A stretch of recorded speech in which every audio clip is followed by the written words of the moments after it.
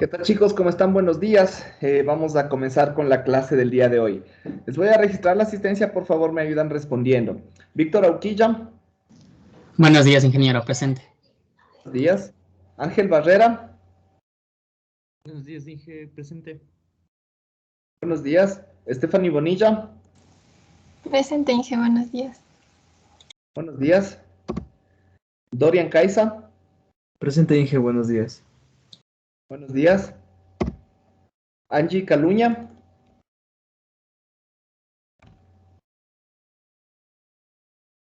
Angie Caluña. ¿No está? Alex Chamorro. Presente, Inge. Evelyn Cobeña. Buenos días, Inge, presente. Buenos días. Paola Cunalata. Presente, Inge, buenos días. Buenos días. Medellín Cusme. Presente, buenos días. Buenos días. Jocelyn Freire. Buenos días, presente, Inge. Buenos días. Blanca Huamán.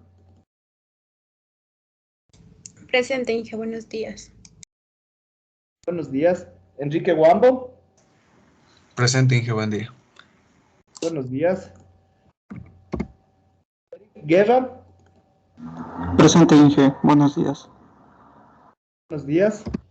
Denis Yamuca. Presente, Inge, buenos días. Buenos días.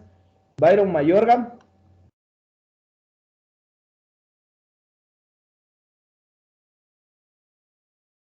Byron Mayorga, ¿no está? Sí, presente.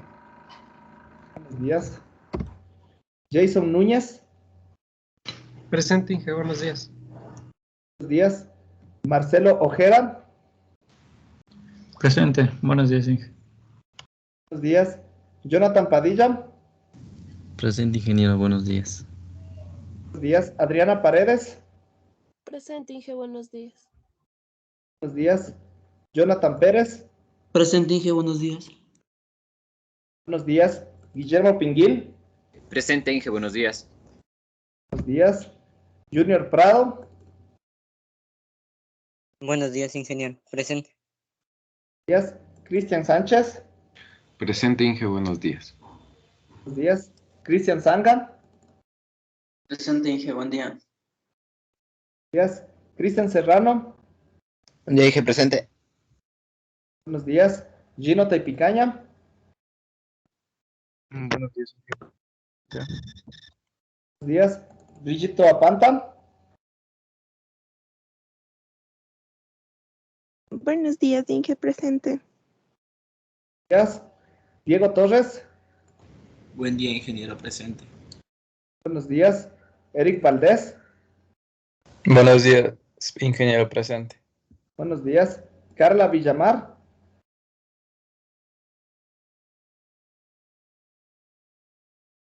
Carla Villamar.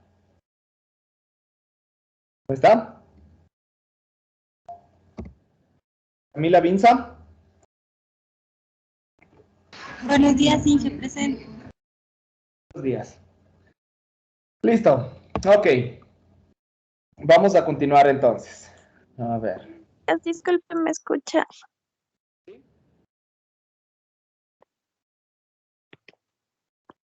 ¿Sí decían algo? Sí, Inge, disculpe. No me apellido Villamar, sino que no estoy teniendo problemas de conexión y no le escucho muy bien. A ver, Villamar. Ya, listo, ya te registro. Perdón, Inge, buenos días. Caluña también tuve un problema al ingresar y no pude responder a cuando llamó mi nombre en la lista. Caluña. Listo, ya te registro. Muchas gracias. Ok. Listo, chicos. Vamos a continuar entonces con lo que corresponde a la continuación del análisis de la clasificación y algunas definiciones, propiedades y características de los códigos de línea más importantes utilizados para generar ya una señal propiamente dicha, hablando en términos de una señal digital. ¿Sí? En primera instancia, nosotros ya la semana anterior analizamos bueno, en términos generales, cómo nosotros podemos determinar justamente la densidad espectral de los diferentes códigos de línea que nosotros tenemos, ¿no? Entonces, habíamos analizado también una pequeña o una clasificación inicial donde habíamos estudiado, ¿no?, los códigos de línea con no retorno a cero, los códigos de línea con retorno a cero, y dentro de estos también teníamos los códigos de línea unipolar, los códigos de línea polar, los códigos de línea bipolar y finalmente el código de línea Manchester, ¿sí? Cada uno de estos tiene su diferente connotación, ¿no? Cada uno de estos puede ser con no retorno a cero y con retorno a cero, a excepción del Manchester, que es exclusivamente un sistema o un código de línea con no retorno a cero, ¿no? Porque tiene únicamente sus formas de onda establecidas entre valores positivos y negativos, tanto para un 1 binario como para un 0 binario, ¿sí? Eso ya lo analizamos.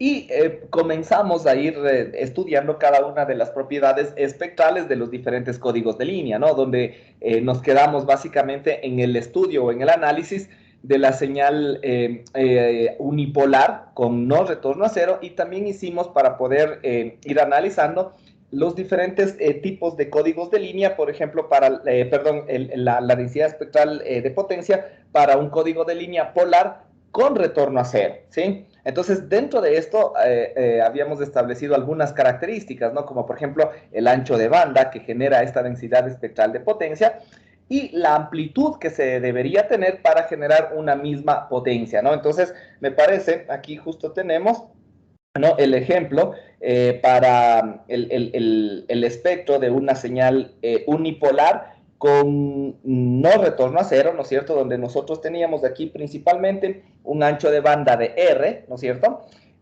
Una forma de una función SA elevado al cuadrado, ¿no es cierto? Y eso es lo que nos da básicamente el ancho de banda nulo, ¿no?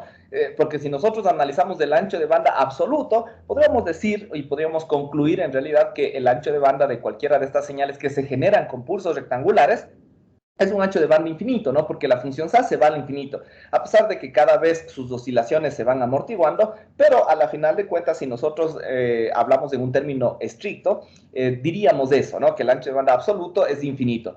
Pero principalmente lo que a nosotros nos interesa es estudiar el ancho de banda nulo, o el primer ancho de banda nulo, ¿no? Que en este caso sería un ancho de banda de R, ¿sí? Entonces, obviamente, esto de aquí es recién la generación de nuestra señal binaria, ¿no? Ya vamos a ver, o sí creo que lo mencionamos, ¿no? Que después cuando esto se modula, ¿no es cierto? Esto se desplaza a la frecuencia portadora, ¿sí?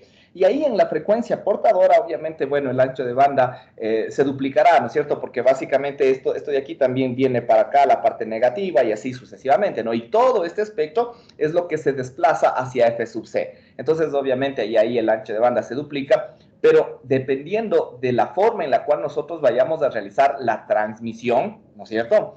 Si se va a realizar sobre todo mediante un radioenlace o mediante una transmisión inalámbrica, ¿no es cierto? Ahí tenemos que tener mucho cuidado con cada uno de estos lóbulos, ¿sí? Cada uno de estos lóbulos, porque estos lóbulos pueden generar interferencia. Entonces, tampoco es así tan sencillo, ¿no es cierto?, que después nosotros queramos tomar y aplicar aquí solo un filtro, ¿no?, y eliminar estos lóbulos, porque este filtro se lo tiene que aplicar de una forma adecuada y coherente. El momento que nosotros solamente aplicamos un filtro, así por aplicar, ¿sí?, por eliminar esas componentes, inmediatamente nosotros lo que vamos a insertar es interferencia intersimbólica, que eso lo vamos a ver ya en las próximas clases, ¿no? Cómo se genera y a causa de qué, pero principalmente es por un filtrado ineficiente, ¿sí? El filtro, para evitar la interferencia intersimbólica, tiene que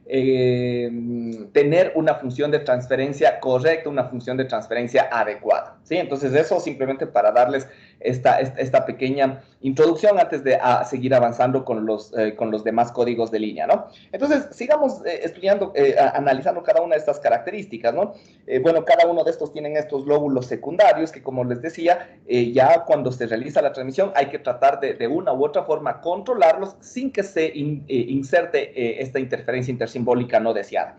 Aparte, en la codificación de línea unipolar con no retorno a cero, nosotros, bueno, ya vimos que tenemos un ancho de banda de R, que tenemos componentes de DC, ¿no es cierto? Entonces, necesitamos un canal que esté acoplado a DC, ¿sí? Es decir, que tenga la posibilidad de enviar también componentes a frecuencias iguales a cero o cercanas a cero, ¿no? Entonces, esta también es otra situación.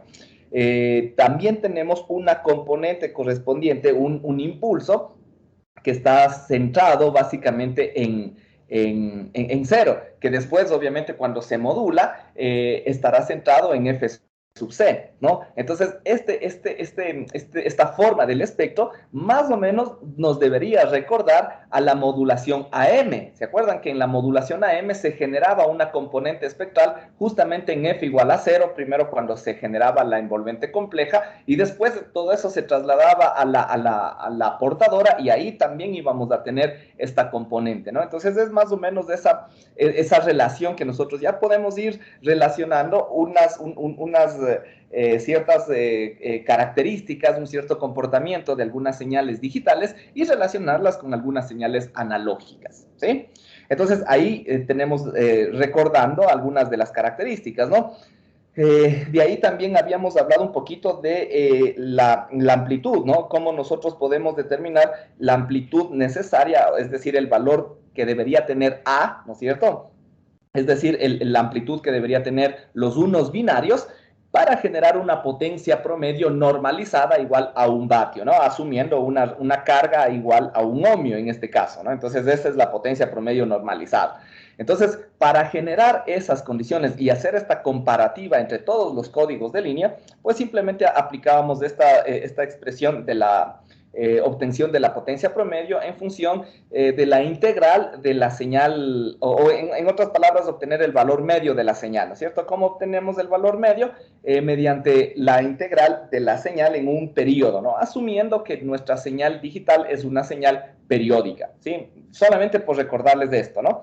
Entonces, ahí a la final de cuentas, nuestra amplitud necesaria para generar una potencia promedio normalizada unitaria tenía que ser de la raíz de 2 voltios, ¿sí? Entonces, eso también ya lo determinamos, ¿no?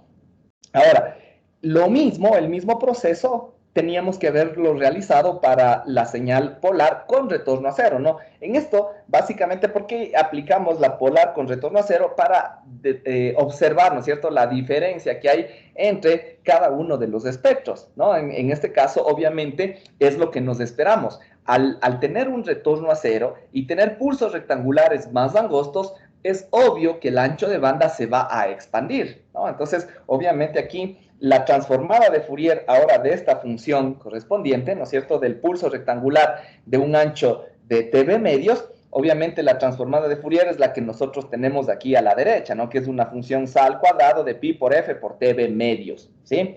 Entonces, esta es la que nos va a dar ahora el ancho de banda correspondiente, ¿no? Entonces, en función de esta señal, nosotros ya podemos determinar que el ancho de banda ahora va a ser de 2R, es decir, en otras palabras, del doble de lo que teníamos arriba, ¿no? Obviamente aquí hay que ir obteniendo las componentes estadísticas, ¿no? Todo eso lo obtenemos en función de la función de autocorrelación de datos, ¿no? Eso igual ya lo obtuvimos tanto para la unipolar como para la polar. Y es lo mismo en cada una de las dos, tanto si hacemos el análisis con no retorno a cero o con retorno a cero, porque esto es un análisis o una correlación de datos, ¿sí? Es decir, unos ceros, y los valores que estos representan, ¿sí? Entonces, de ahí nosotros encontramos que aquí vamos a obtener una ecuación incluso un poco más sencilla, ¿no es cierto? Porque aquí solamente vamos a tener un valor de autocorrelación para cuando K es igual a 0. Cuando K es diferente de 0, el valor de autocorrelación automáticamente se anula, ¿no? Se hace 0 justamente por su comportamiento estadístico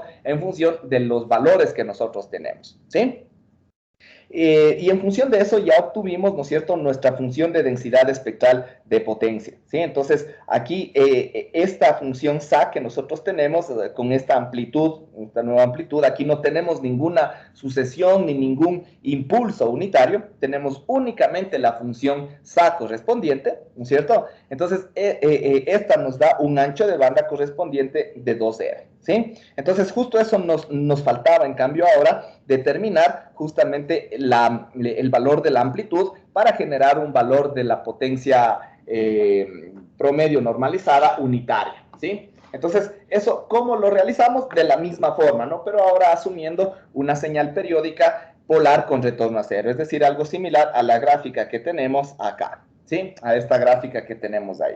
Ahora, vamos a hacerle el cálculo correspondiente en la siguiente página, ¿sí? Ahí para poder ir analizando paso a paso, ¿no? Para que ustedes vayan entendiendo cómo se realiza. A pesar de que sí les había sugerido que lo vayan realizando ustedes también para que puedan ustedes ir practicando, ustedes también vayan analizando, porque la mejor forma de que vayan entendiendo es que lo vayan realizando ustedes mismos, ¿no? Pero de todas formas ya lo vamos a seguir haciendo en este caso, ¿sí? Entonces, vamos a aplicar la misma expresión, ¿no? Les voy otra vez aquí a graficar. Entonces aquí, por ejemplo, tengo un tiempo de bit, un tiempo de bit, un tiempo de bit, un tiempo de bit, ¿sí? Y vamos a suponer que la señal es periódica 1, 0, 1, 0, 1, 0, ¿no? Como es polar, yo voy a tener para valores unos un valor de amplitud más A y después 0. ¿Sí? Y después 0. A ver, vamos a tener algo así, ¿sí? Igual, para un 0 binario, recordemos que aquí vamos a tener 1, 0, 1, 0 y así sucesivamente. Un 0 binario nos va a dar un valor de amplitud menos A, ¿sí? Y después vamos a volver a 0, ¿sí? El 1 nos va a dar un valor positivo, después a 0, y así sucesivamente, ¿no? Entonces aquí la señal oscila entre A y menos A, y cada pulso rectangular es de TB medios. Entonces, aquí se supone que todo esto es un periodo, ¿no es cierto? Es un periodo T sub 0, ¿sí? Donde T sub 0, en este caso, de igual forma, es igual a 2 veces T sub B. Ya habíamos analizado eso, ¿no? Y aquí, de igual forma, la expresión correspondiente es la misma, ¿no? T sub S va a ser igual a 1 sobre T sub 0, de la integral desde 0 hasta T sub 0, de la señal al cuadrado, ¿no? S al cuadrado de T con respecto al tiempo. ¿Sí? Esa es nuestra señal correspondiente, ¿ya? Ahora, si vamos desarrollando esto, tendríamos P sub S va a ser igual a ¿qué? A 1 sobre 2 veces T sub B, en este caso, de la integral. Aquí tenemos que ir analizando cómo se va a comportar nuestra señal, ¿no es cierto? Es decir, S al cuadrado va a representar en un periodo, este es un periodo, ¿no es cierto? Entonces, desde 0 hasta T sub B, como hicimos en el caso anterior, era donde íbamos a tener señal. Pero ahora, toda esta señal se va a ir descomponiendo básicamente en dos partes, ¿no es cierto? Donde yo voy a tener, vamos a ponerle entre corchetes, vamos a tener la integral solamente desde 0 hasta TB medios, ¿no? Porque ahí tengo valores representativos. Desde TB medios hasta TB tengo 0, ¿no es cierto? Y 0 al cuadrado es 0, ¿sí? Desde 0 hasta TB tengo la señal, mi señal S de T es A. Como le elevo al cuadrado, voy a tener A cuadrado por DT, ¿sí? Y más, ¿no es cierto? La integral, en cambio, en la otra sección donde también tengo valores, que va a ir desde TB, ¿no es cierto? Desde TB hasta 1.5 de TB o 3 TB medios, ¿no es cierto? Hasta 3 TB medios, ¿sí? Porque desde 3 TB medios hasta 2 TB tenemos 0, ¿no es cierto? Entonces, y es lo mismo, ¿no? Ahora, aquí nuestro valor es menos A, pero como le elevamos al cuadrado, menos A por menos A también va a ser A al cuadrado, ¿sí? Entonces es bastante sencillo esta relación, ¿sí? Entonces, si sacamos esta expresión, ¿no es cierto? ¿Qué es lo que vamos a tener? 1 sobre 2 TB, ¿sí? De la integral, aquí vamos a tener A al cuadrado por T, ¿no es cierto? Y cuando reemplacemos, vamos a tener en esencia A cuadrado por TB medios, ¿no es cierto? Entonces aquí vamos a tener A cuadrado, ya reemplazamos directo, ¿no?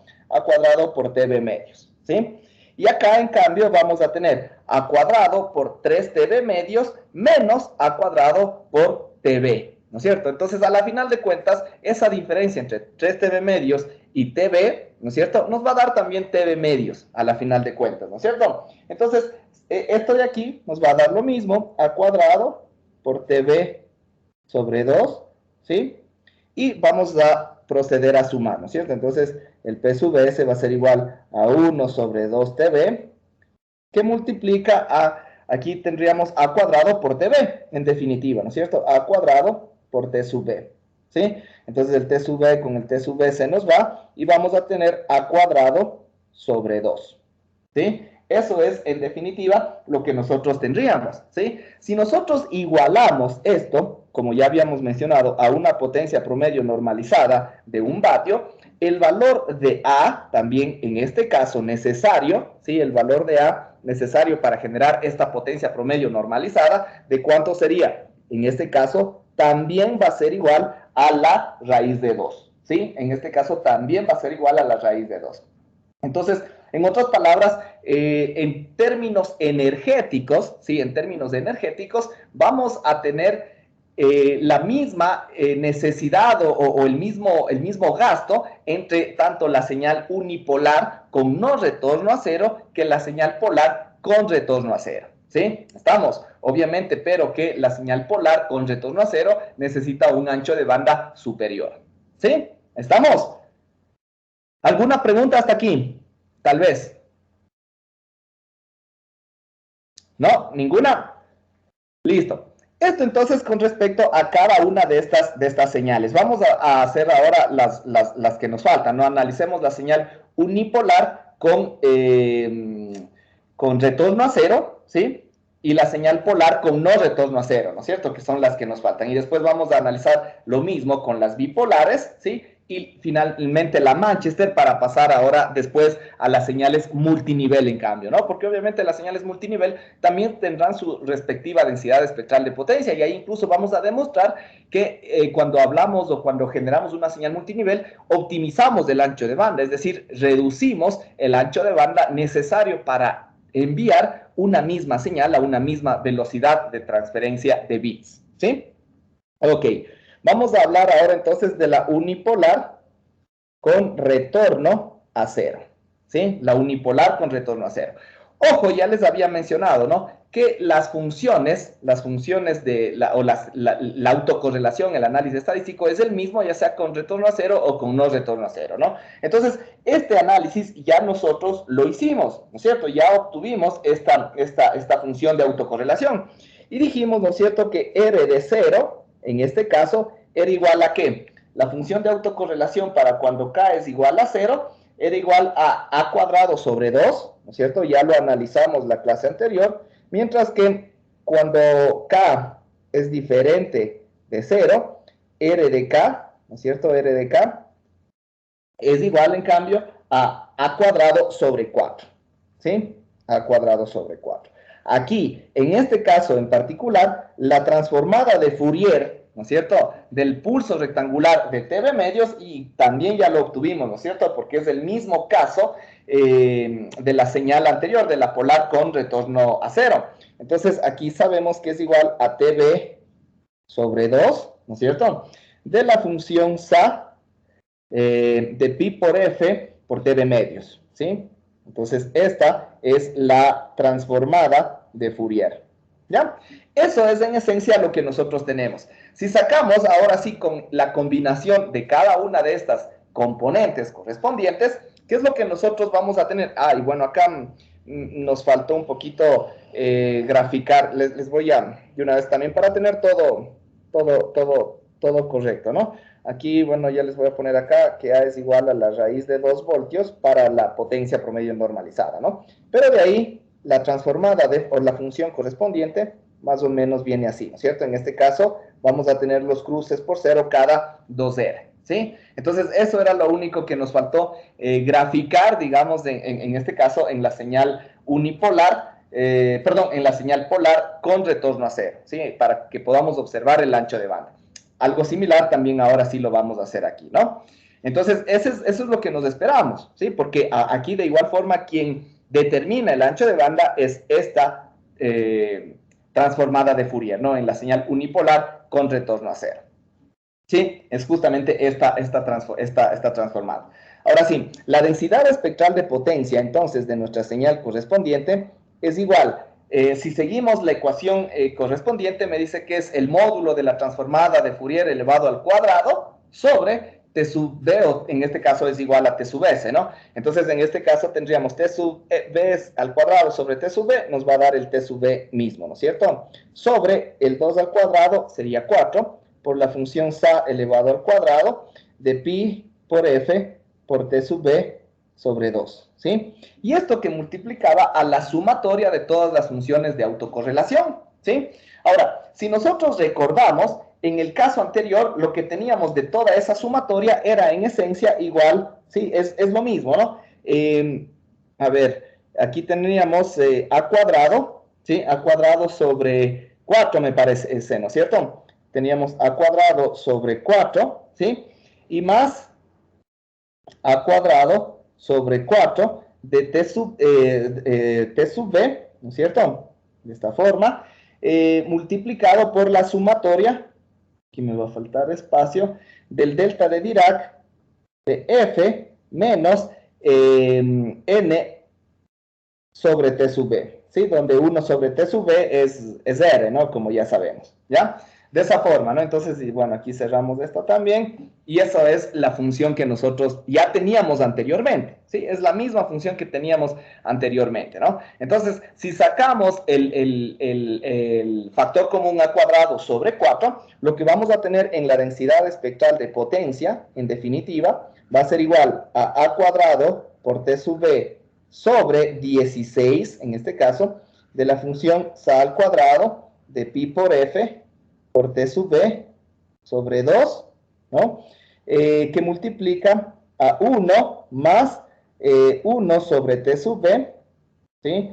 De la sumatoria de los delta de Dirac que ocurren cada, aquí le voy a reemplazar, ¿no? El 1 sobre t sub b le voy a reemplazar por r, para que nos demos cuenta y recordemos lo que habíamos dicho, ¿no? Que nosotros vamos a tener un impulso cada r, ¿sí? Un impulso cada r. Entonces, si graficamos esto, ¿sí? Si graficamos esta función correspondiente, vamos a tener primero la función sa que viene de esta forma, ¿no? Más o menos como la que teníamos arriba, ¿no? Donde aquí los cruces por cero, a causa de que el pulso rectangular tiene una duración menor, ¿no es cierto? Obviamente los cruces por cero van a tener un ancho más grande, ¿no? Entonces, en este caso ocurren en 2r, en 4r y así sucesivamente, ¿sí?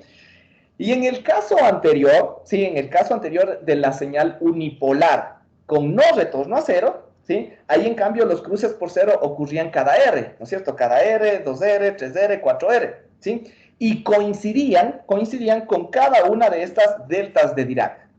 ¿Sí? En este caso coincidían y entonces cuando se multiplicaban, ¿no es cierto? Los deltas de Dirac con los cruces por cero, los deltas de Dirac se anulaban, a excepción de cuando n era igual a 0, ¿no? Porque aquí sí, obviamente, no tenemos el cruce por cero, sino tenemos más bien el máximo, ¿ya? Pero en este caso ya no ocurre eso, ¿no es cierto? Porque aquí sí, los cruces por cero ocurren en 2r, 4r, 6r, en cada uno de los números pares, ¿sí? Múltiplos de r. Pero las deltas de Dirac siguen ocurriendo cada r. Es decir, yo voy a tener un delta de Dirac aquí en 0, ¿sí? Voy a tener un delta de Dirac en r, ¿sí?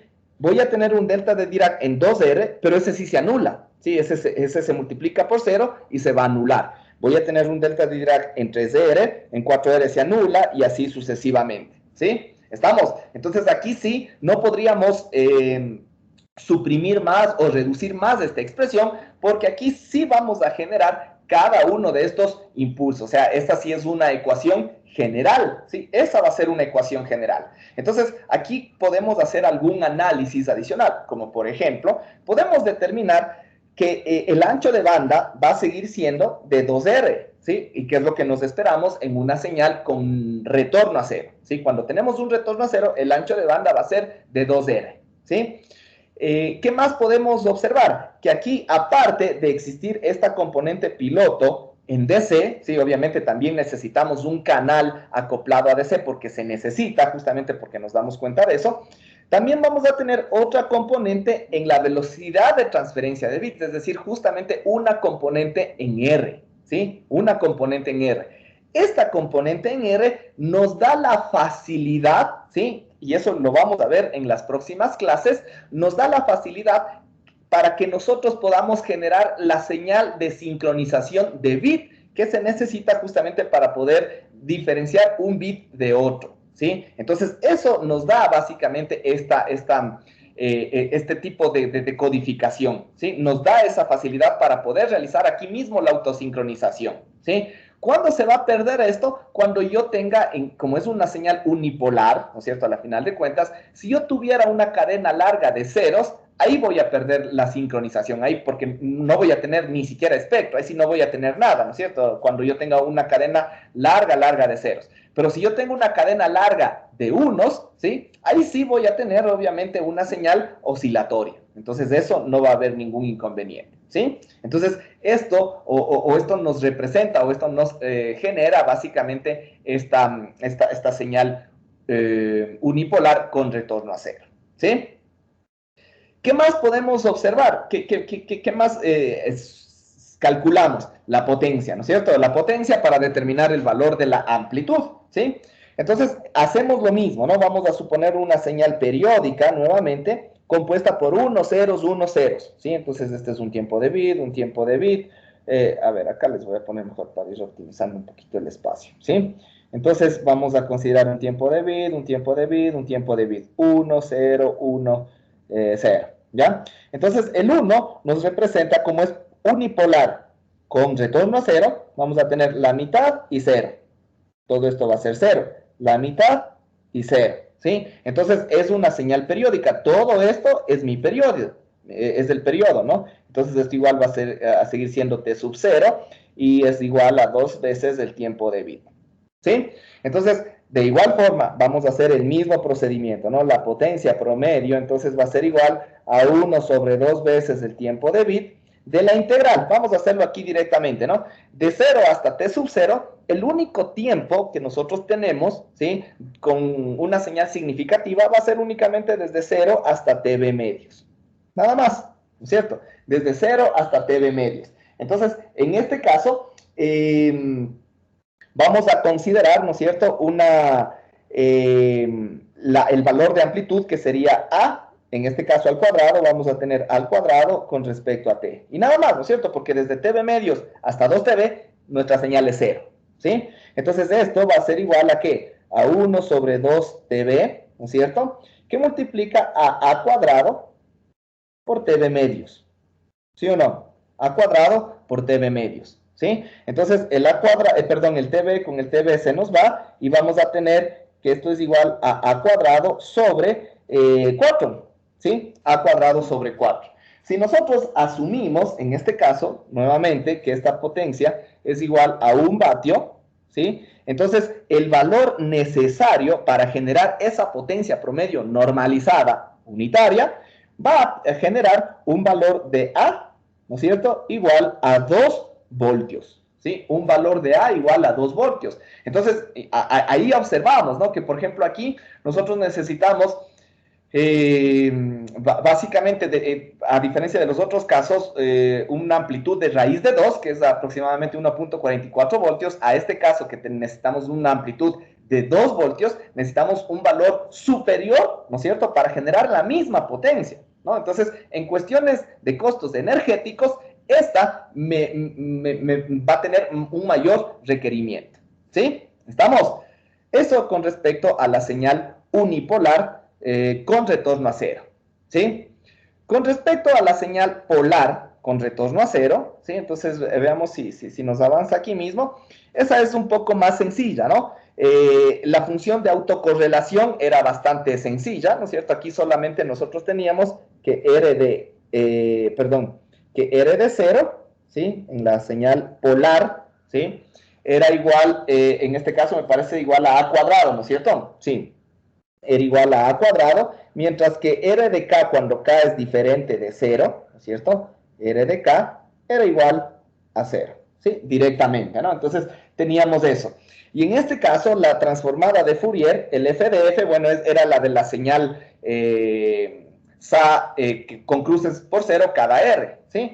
Entonces, en este caso, ¿qué es lo que nosotros vamos a tener? Ya pongamos directamente la función de densidad espectral de potencia, ¿sí? Entonces, vamos a tener, primero, todas las funciones de autocorrelación vamos a tener un único valor, ¿sí? Que va a ser A cuadrado, nada más, ¿cierto? Y eso que va a multiplicar a la transformada de Fourier elevado al cuadrado sobre t sub b, ¿sí? El t sub b de la transformada elevado al cuadrado sobre 2 se elimina.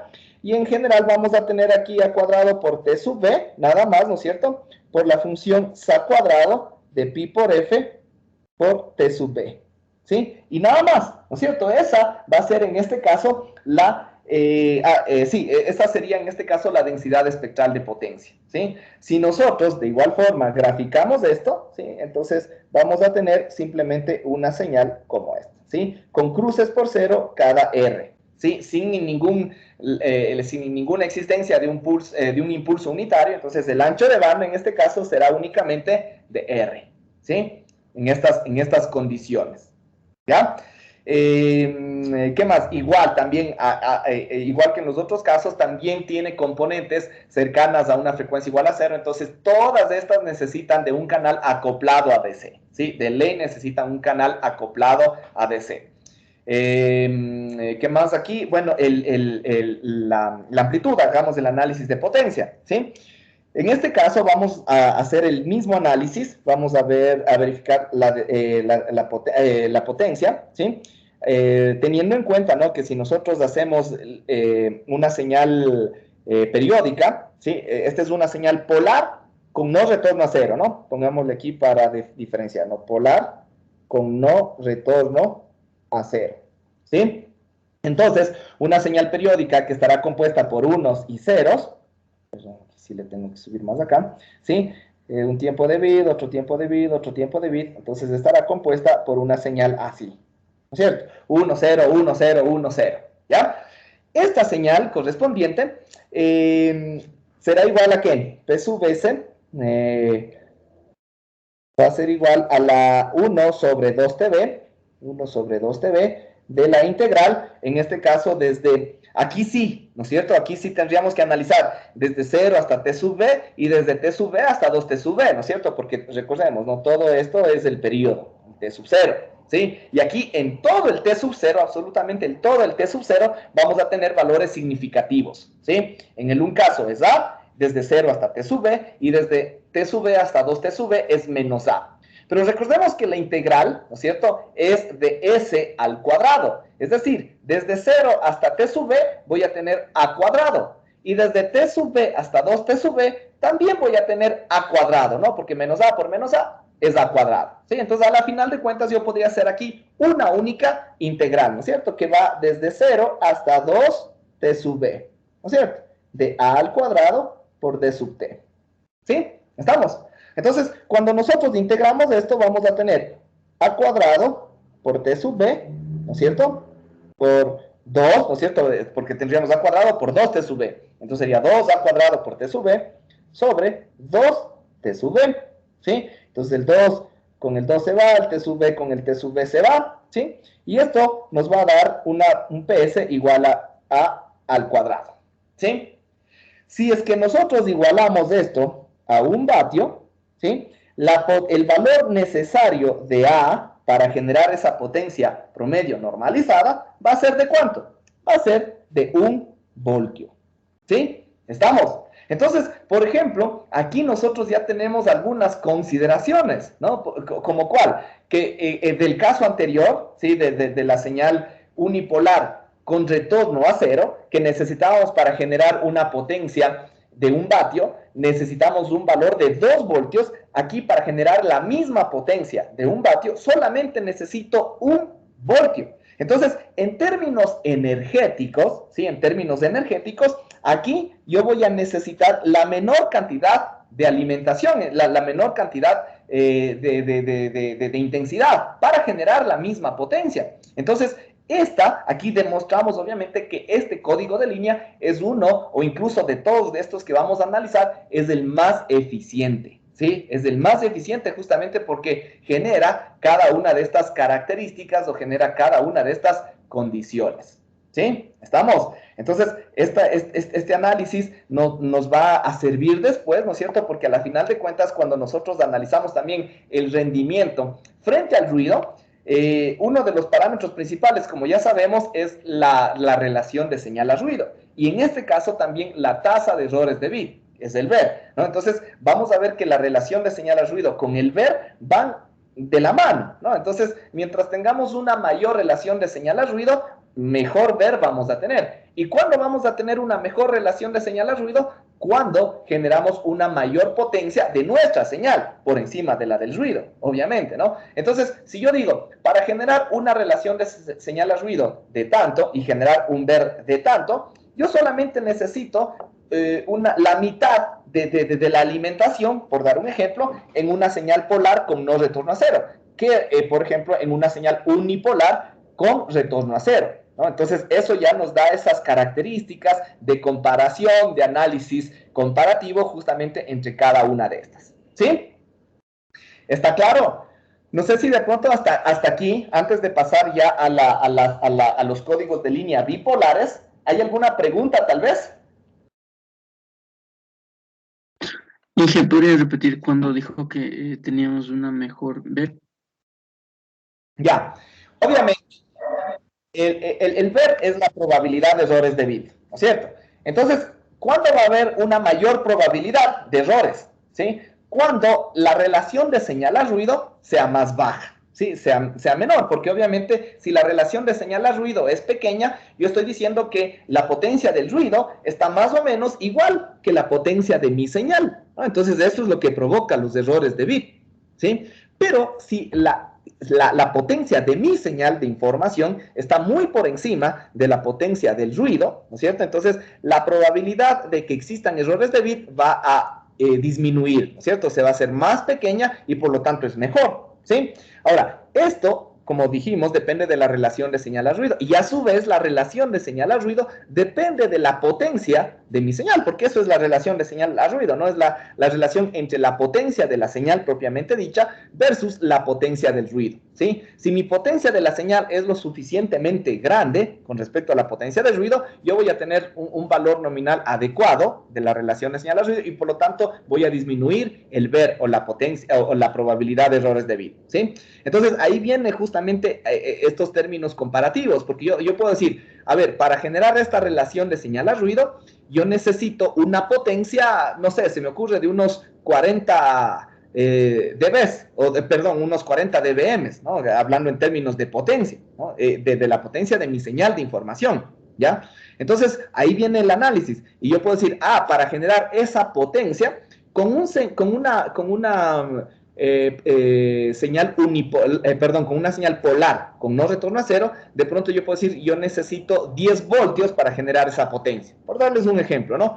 Pero con la señal unipolar, con retorno a cero, yo necesito el doble de voltios, es decir, necesito 20 voltios. Entonces estoy consumiendo más energía, estoy generando más energía, pero para generar el mismo comportamiento frente al ruido, ¿no? Entonces ahí, en términos energéticos, e incluso en términos de ancho de banda, porque vemos que en este caso genera, con la señal polar, con no retorno a cero, generamos un mínimo ancho de banda, ¿sí? Un ancho de banda de R, y generamos un ahorro en términos de consumo energético, ¿sí? A diferencia justamente del unipolar con retorno a cero. En el unipolar con retorno a cero yo necesito el doble de alimentación y el doble de ancho de banda, ¿sí? ¿Cuál es más o menos la ventaja que tendrá el unipolar con retorno a cero? Esta componente de aquí que ya me facilita directamente la ubicación de la sincronización de los bits, ¿sí? Esta componente en R. Esa de pronto es la única ventaja que tiene esta sobre el polar con no retorno a cero.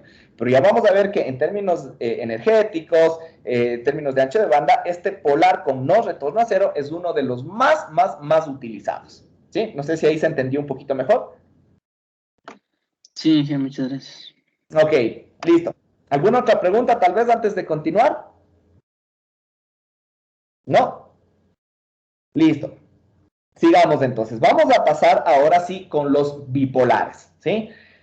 Este análisis de los bipolares, bueno, ustedes pueden decir, tal vez se complique un poco, en cierta manera, un poco, pero tampoco tanto, ¿no? La cuestión es que aquí nosotros tenemos implícita una regla que incluso, como ya habíamos mencionado en la clase anterior, esa regla nos permite realizar una cierta detección e incluso una cierta corrección de posibles errores que puedan existir en la transmisión, ¿sí? Porque esa regla me indica que cuando yo tenga unos binarios, ¿sí?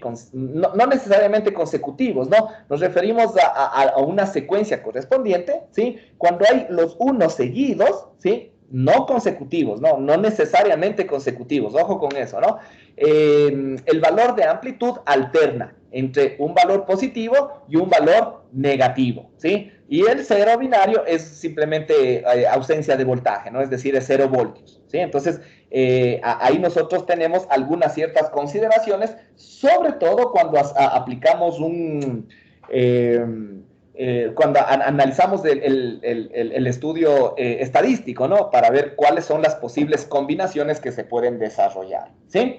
Entonces, aquí de igual forma vamos a considerar el código bipolar, primeramente, el código bipolar con no retorno a cero, ¿sí? Con no retorno a cero, ¿no? Entonces, ya sabemos, ¿no? De igual forma aquí el ancho o la duración del pulso es de TB, ¿sí? Por lo tanto, escribamos nuevamente el f de f, ¿sí? Es igual a, en este caso es T sub B, ¿no es cierto? T sub B por la función SA de pi por f por T sub B, ¿sí? Esa es en el de no retorno a cero. ¿Qué nos falta? Determinar ahora la función de autocorrelación, ¿sí? Entonces, igual tenemos que ir haciendo el análisis, ¿no? Cuando k es igual a 0 para hacer la autocorrelación de cada uno de los símbolos consigo mismo y después los que están adyacentes o los que están separados, ¿sí? Entonces, en este caso vamos a hacer el análisis, ¿no? Cuando k es igual a 0, ¿sí? Cuando k es igual a 0, ¿cuál va a ser las posibles combinaciones? ¿Sí? Obviamente yo puedo tener dos únicas combinaciones, ¿no es cierto? Cuando tengo un 1 binario, ¿sí? Ojo, pero aquí entendamos esto, ¿no? Hagámosle un caso más bien. Cuando tengo un 0 binario, el valor es 0, ¿no es cierto? Entonces 0 se multiplica por el 0, me va a dar 0, ¿sí? Entonces esa es la una combinación. Y la otra combinación, en cambio, cuando yo tengo un 1 binario, yo tengo dos posibilidades, o que sea un valor de más A, o que sea un valor de menos A. Pero cuando hacemos la autocorrelación, como estamos haciendo el análisis de ese valor consigo mismo, entonces en general ese valor se eleva al cuadrado. Entonces nos va a dar lo mismo cuando analizamos un 1 binario asignado a un valor positivo, que sería A por A me va a dar A cuadrado. Va a dar lo mismo que si lo analizamos con un valor asignado negativo, es decir, menos A. Porque menos A por menos A también nos va a dar A cuadrado. Entonces, es exactamente el mismo comportamiento. Entonces, a la final de cuentas, vamos a tener solamente dos posibilidades, ¿no es cierto? Entonces, a la final de cuentas, R de 0, ¿no es cierto? Va a ser igual a ¿qué? A la sumatoria, en el un caso, de A por A o de menos A por menos A la final de cuentas es A cuadrado, ¿sí? Y más 0, ¿no es cierto? Porque voy a tener 0 por 0. ¿Cuántas posibilidades hay? Hay dos. Por lo tanto, la probabilidad de ocurrencia de cada una de estas posibilidades es un medio, ¿no? Entonces, aquí a la final de cuentas, esto va a ser igual a al cuadrado sobre 2, ¿sí? Esa es la función de autocorrelación para cuando k es igual a 0. Ahora sí, hay que analizar, ¿sí? En este caso en particular de la bipolar, ¿qué es lo que ocurre cuando yo tengo dos bits consecutivos? Porque solamente en ese caso yo voy a tener un comportamiento particular, sobre todo cuando los dos bits consecutivos son unos, es decir, 1 y 1, ¿sí? Ahí voy a tener un análisis particular, ¿sí? Es decir, cuando k, en otras palabras, ahí es igual a 1, ¿sí? Es decir, los dos bits, en otras palabras, son seguidos, ¿cierto? Entonces aquí voy a tener R de 1, ¿sí? Porque ahí sí, ¿no es cierto? ¿Qué voy a tener? De ley, si yo tengo dos bits seguidos, 1 y 1, de ley mi combinación va a ser o un valor positivo y un negativo, o un negativo y un positivo. De ley. Aquí nunca va a haber la combinación de un positivo con un positivo o de un negativo con un negativo. Eso nunca se va a dar. ¿Por qué? Porque los dos bits son consecutivos, ¿no? Y obviamente los unos se van alternando entre valores positivos, negativos, ¿sí? Entonces, ¿cuáles son las posibles combinaciones, ¿sí? De la función de autocorrelación en 1?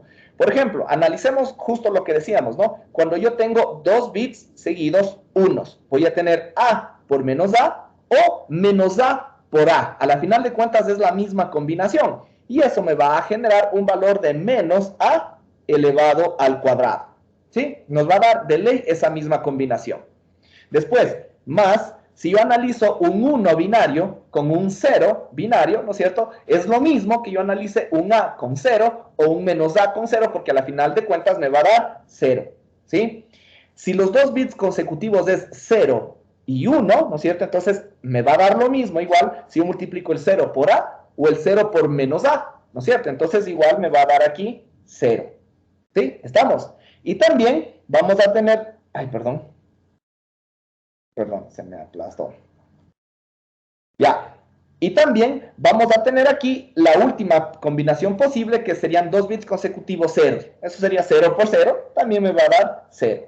¿Sí? Entonces, a la final de cuentas, tengo aquí 4 posibles combinaciones y la probabilidad de ocurrencia, siendo que todos son igualmente posibles o igualmente probables, será de 1/4. Entonces, esto va a ser igual a menos a al cuadrado sobre 4. ¿Sí? ¿Estamos?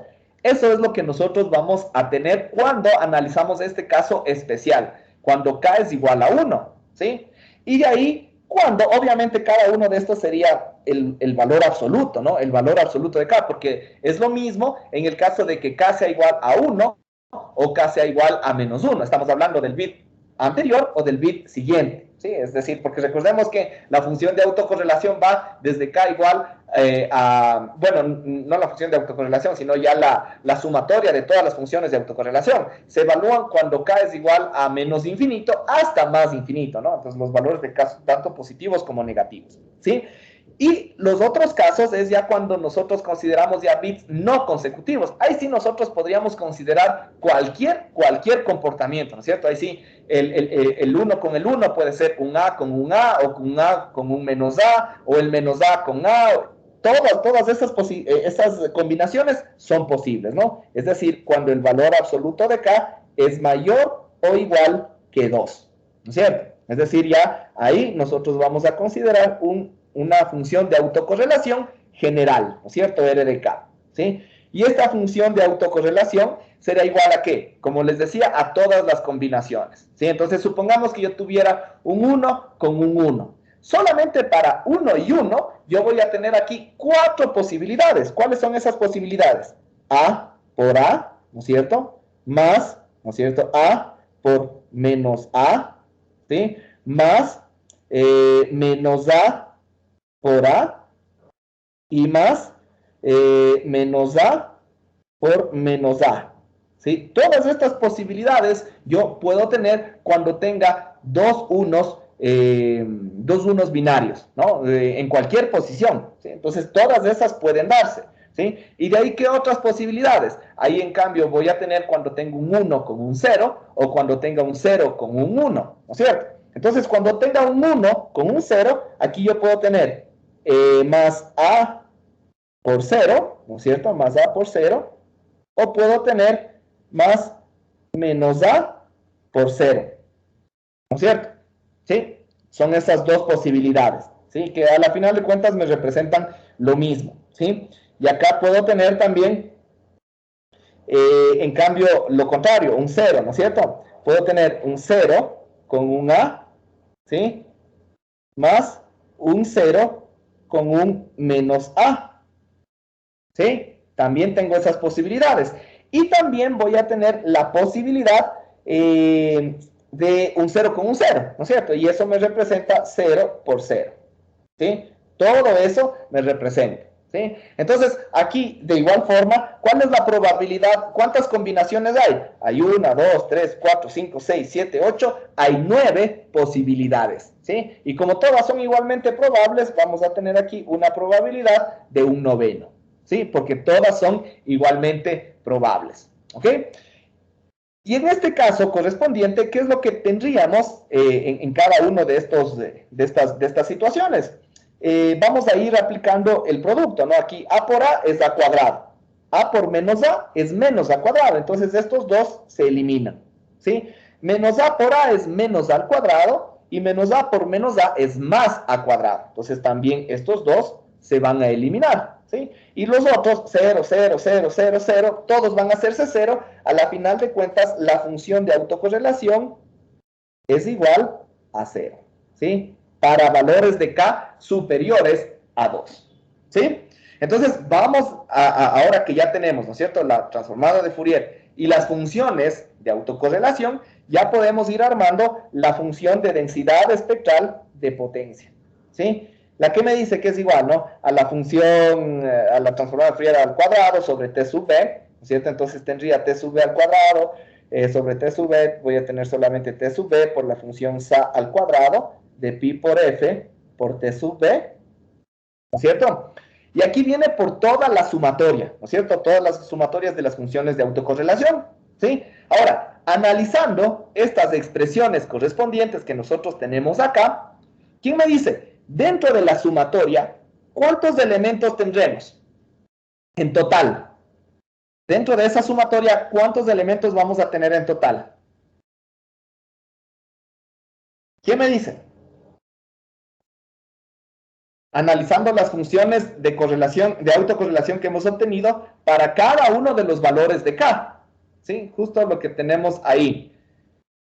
¿Cuántos elementos tendremos dentro de la sumatoria?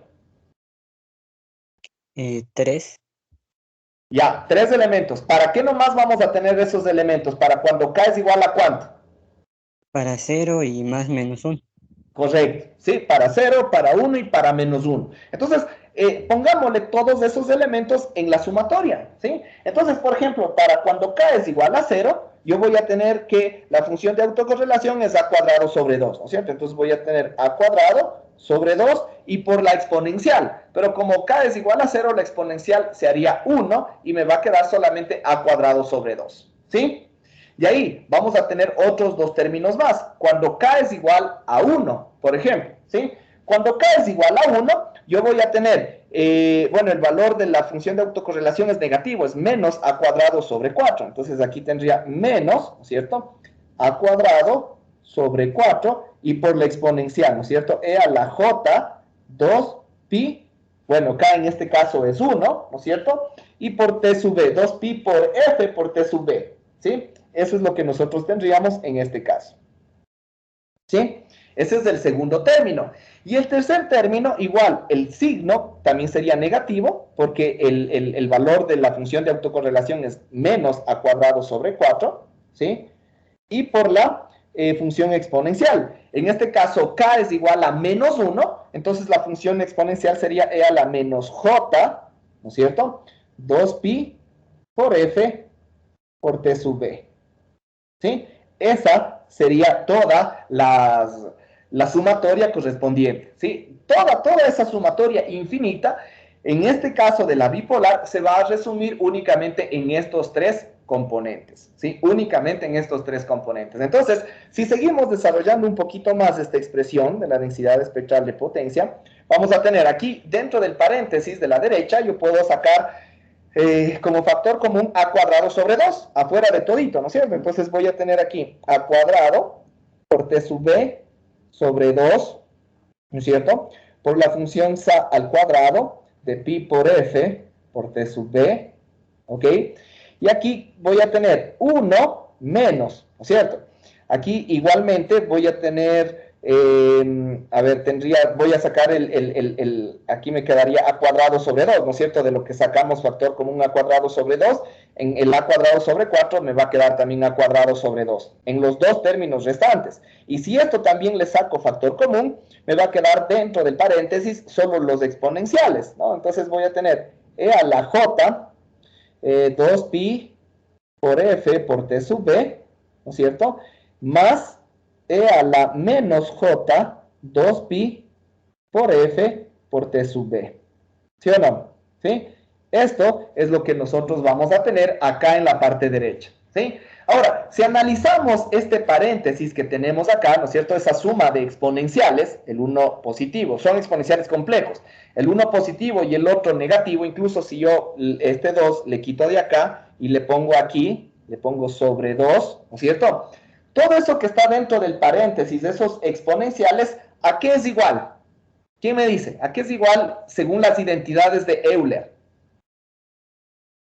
Al coseno de 2pi f por el... Exactamente, ¿no? Es igual al coseno del argumento de la exponencial, ¿no? Entonces, si seguimos operando un poquito más de esto, ¿no? Vamos a tener que esto es igual a cuadrado por t sub b sobre 2, ¿no es cierto? A cuadrado por t sub b sobre 2 por la función sa al cuadrado de pi por f por t sub b ¿Ya? ¿Me escuchan, chicos? ¿Sí me escuchan? Sí. Ya. Sí. Ya. Sí, ahí volvió. Una pequeñita interrupción. Ya, entonces ahí tenemos esto, ¿no? Y acá vamos a tener 1, justo como decía su compañero correctamente. Ah, perdón, aquí sería, a ver, aquí estoy un poco mal. No, pues este a cuadrado ya le sacamos el factor común, pues. No, perdón. Este a cuadrado de acá ya no hay, porque ya le sacamos el factor común afuera de todo el paréntesis, ¿no? Entonces aquí solamente es 1 menos todo eso. Ya, ahí sí. 1 nos quedaría menos el coseno, ¿no es cierto?, de 2pi por f por t sub b. ¿Ya? Ahí sí. Ahí estamos, ¿no? Entonces, esa es la expresión que nosotros tendríamos ya en este punto correspondiente. ¿Sí? Y de igual forma, aquí también podemos hacer una reducción adicional. ¿Sí? Si nosotros le quitamos de este 2, ¿sí?, y le dividimos acá, ¿sí?, le ponemos acá 1 menos el coseno de 2pi por f por t sub b sobre 2, eso también es otra identidad trigonométrica, ¿sí? Este 1 menos el coseno de un argumento sobre 2 es igual al seno al cuadrado del ángulo medio, en otras palabras, ¿no? Es decir, del argumento sobre 2, ¿sí? A eso es igual todo esto que tenemos aquí. Entonces, a la final de cuentas, esta densidad espectral de potencia va a ser igual a ¿qué? A A al cuadrado por T sub B, que multiplica la función sa cuadrado de pi por f por T sub B, ¿sí? Y esto que multiplica al seno al cuadrado, ¿sí?, al seno al cuadrado del ángulo medio, ¿no? Entonces sería de pi por f por T sub B, ¿sí? De pi por f por T sub B.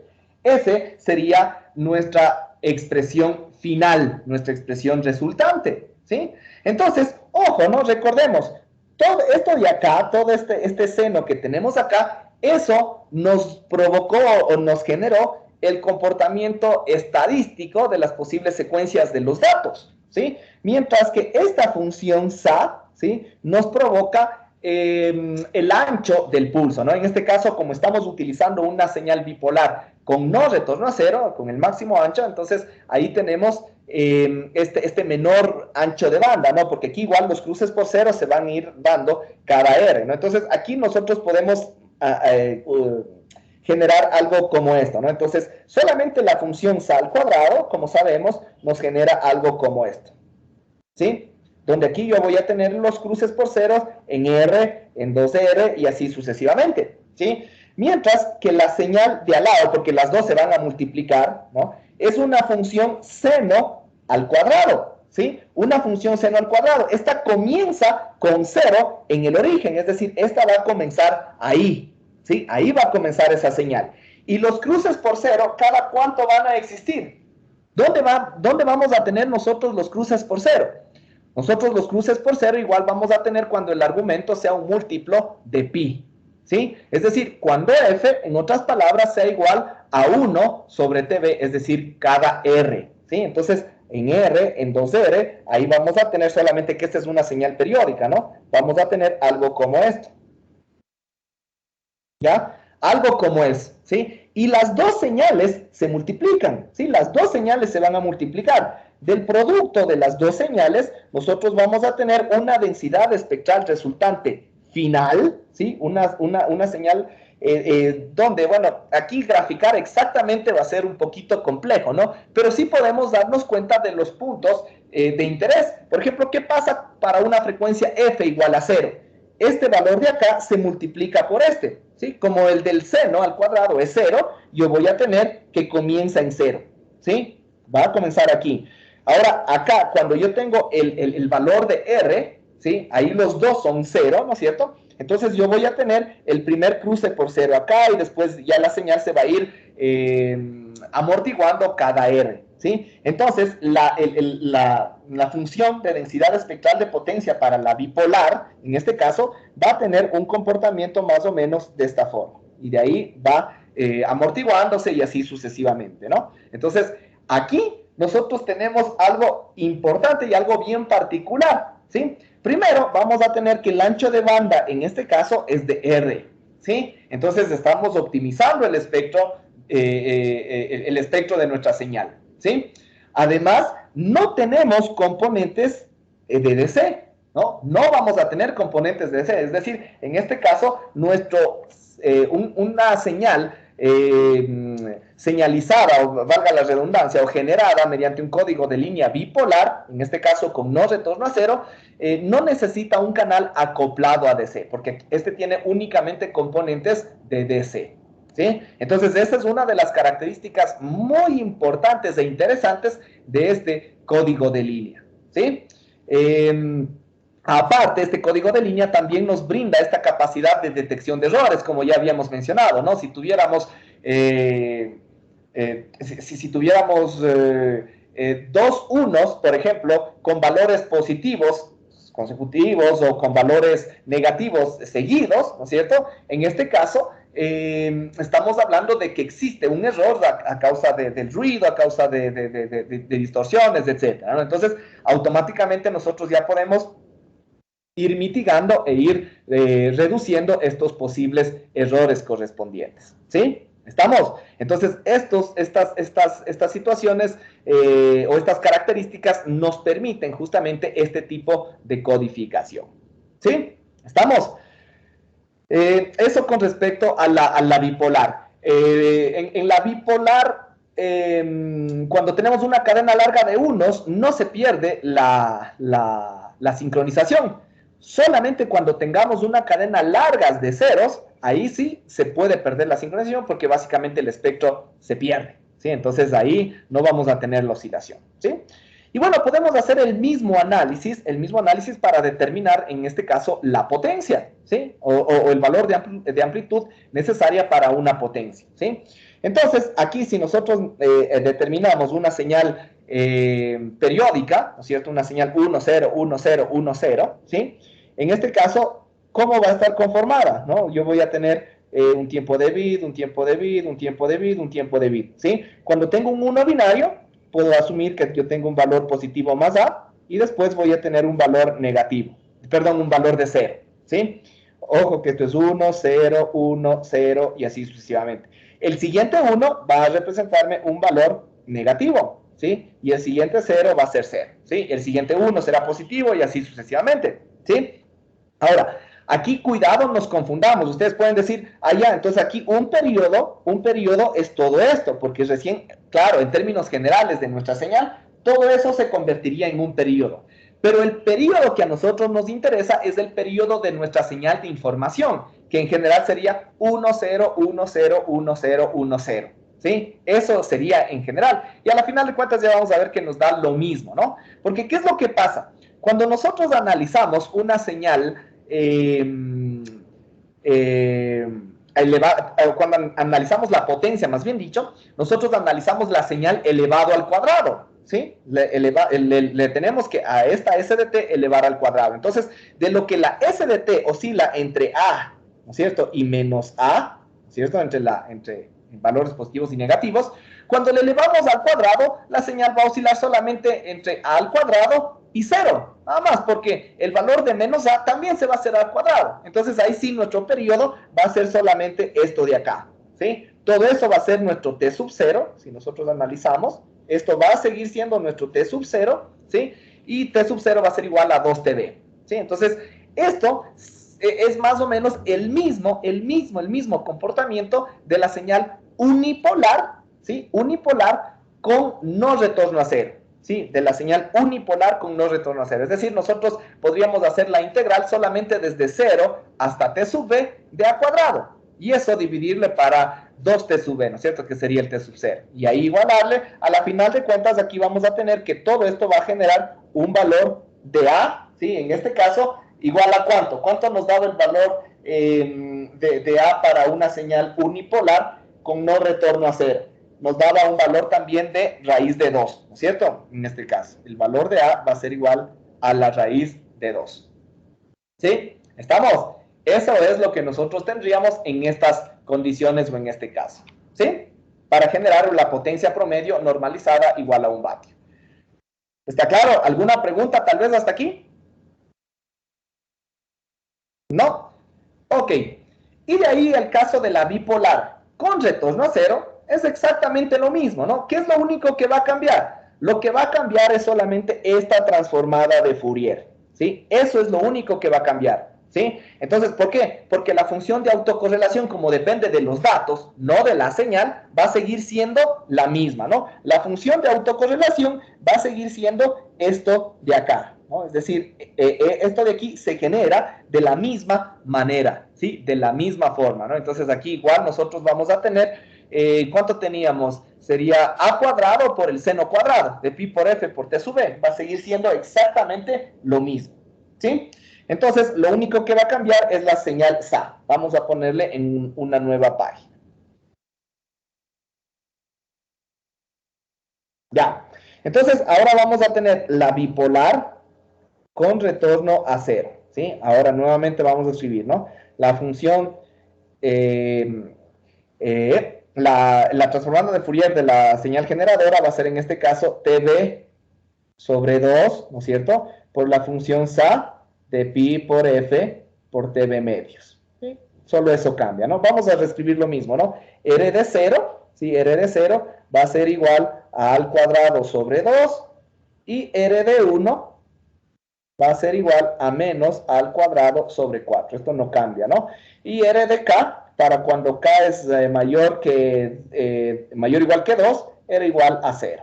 ¿Sí? Entonces eso no cambia. Entonces, de acuerdo a esto, la función de densidad espectral de potencia va a ser igual a ¿qué? A TB medios elevado al cuadrado sobre TB, nos quedaría TB sobre 4, ¿sí? TB sobre 4, por la función SA al cuadrado de pi por f por TB medios, ¿sí?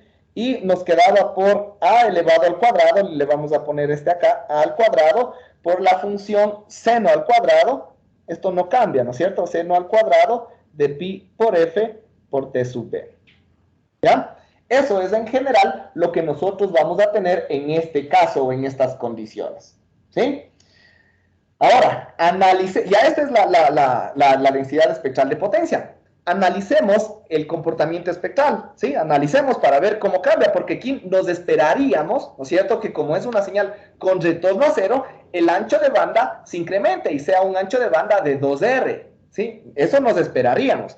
Pero vamos a ver justamente cómo se comportan estas dos señales que se multiplican. De igual forma, ¿no? La función SA, ¿no es cierto?, nos va a provocar algo como esto, ¿no? Así, así, así, donde nosotros aquí vamos a tener igual, ¿no? El ancho de banda, el cruce por cero en 2R, 4R y así sucesivamente, ¿sí? ¿Por qué? Porque justamente el pulso tiene la mitad de duración y el ancho de banda, por lo tanto, se duplica. Ahora, la señal seno, ¿sí? Como es la misma señal correspondiente, es un seno al cuadrado, y el argumento es el mismo, pi por f por t sub b, aquí los cruces por cero, estos sí van a ocurrir o van a seguir ocurriendo cada R, 2R, 3R y así sucesivamente, y vamos a tener una señal oscilatoria más o menos de esta forma, más o menos, ¿no? ¿Sí? Y así sucesivamente, ¿no? Y aquí en 4R también voy a tener.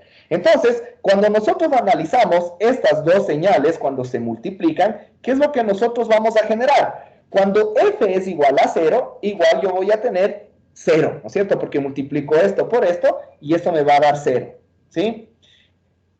Cuando yo tengo r, ¿no es cierto? Este valor va a ser 0 y aquí la función SA al cuadrado va a tener un valor diferente de 0, pero como se multiplica por 0, eso básicamente se anula. Entonces, igualmente yo voy a tener un cruce por 0 en r.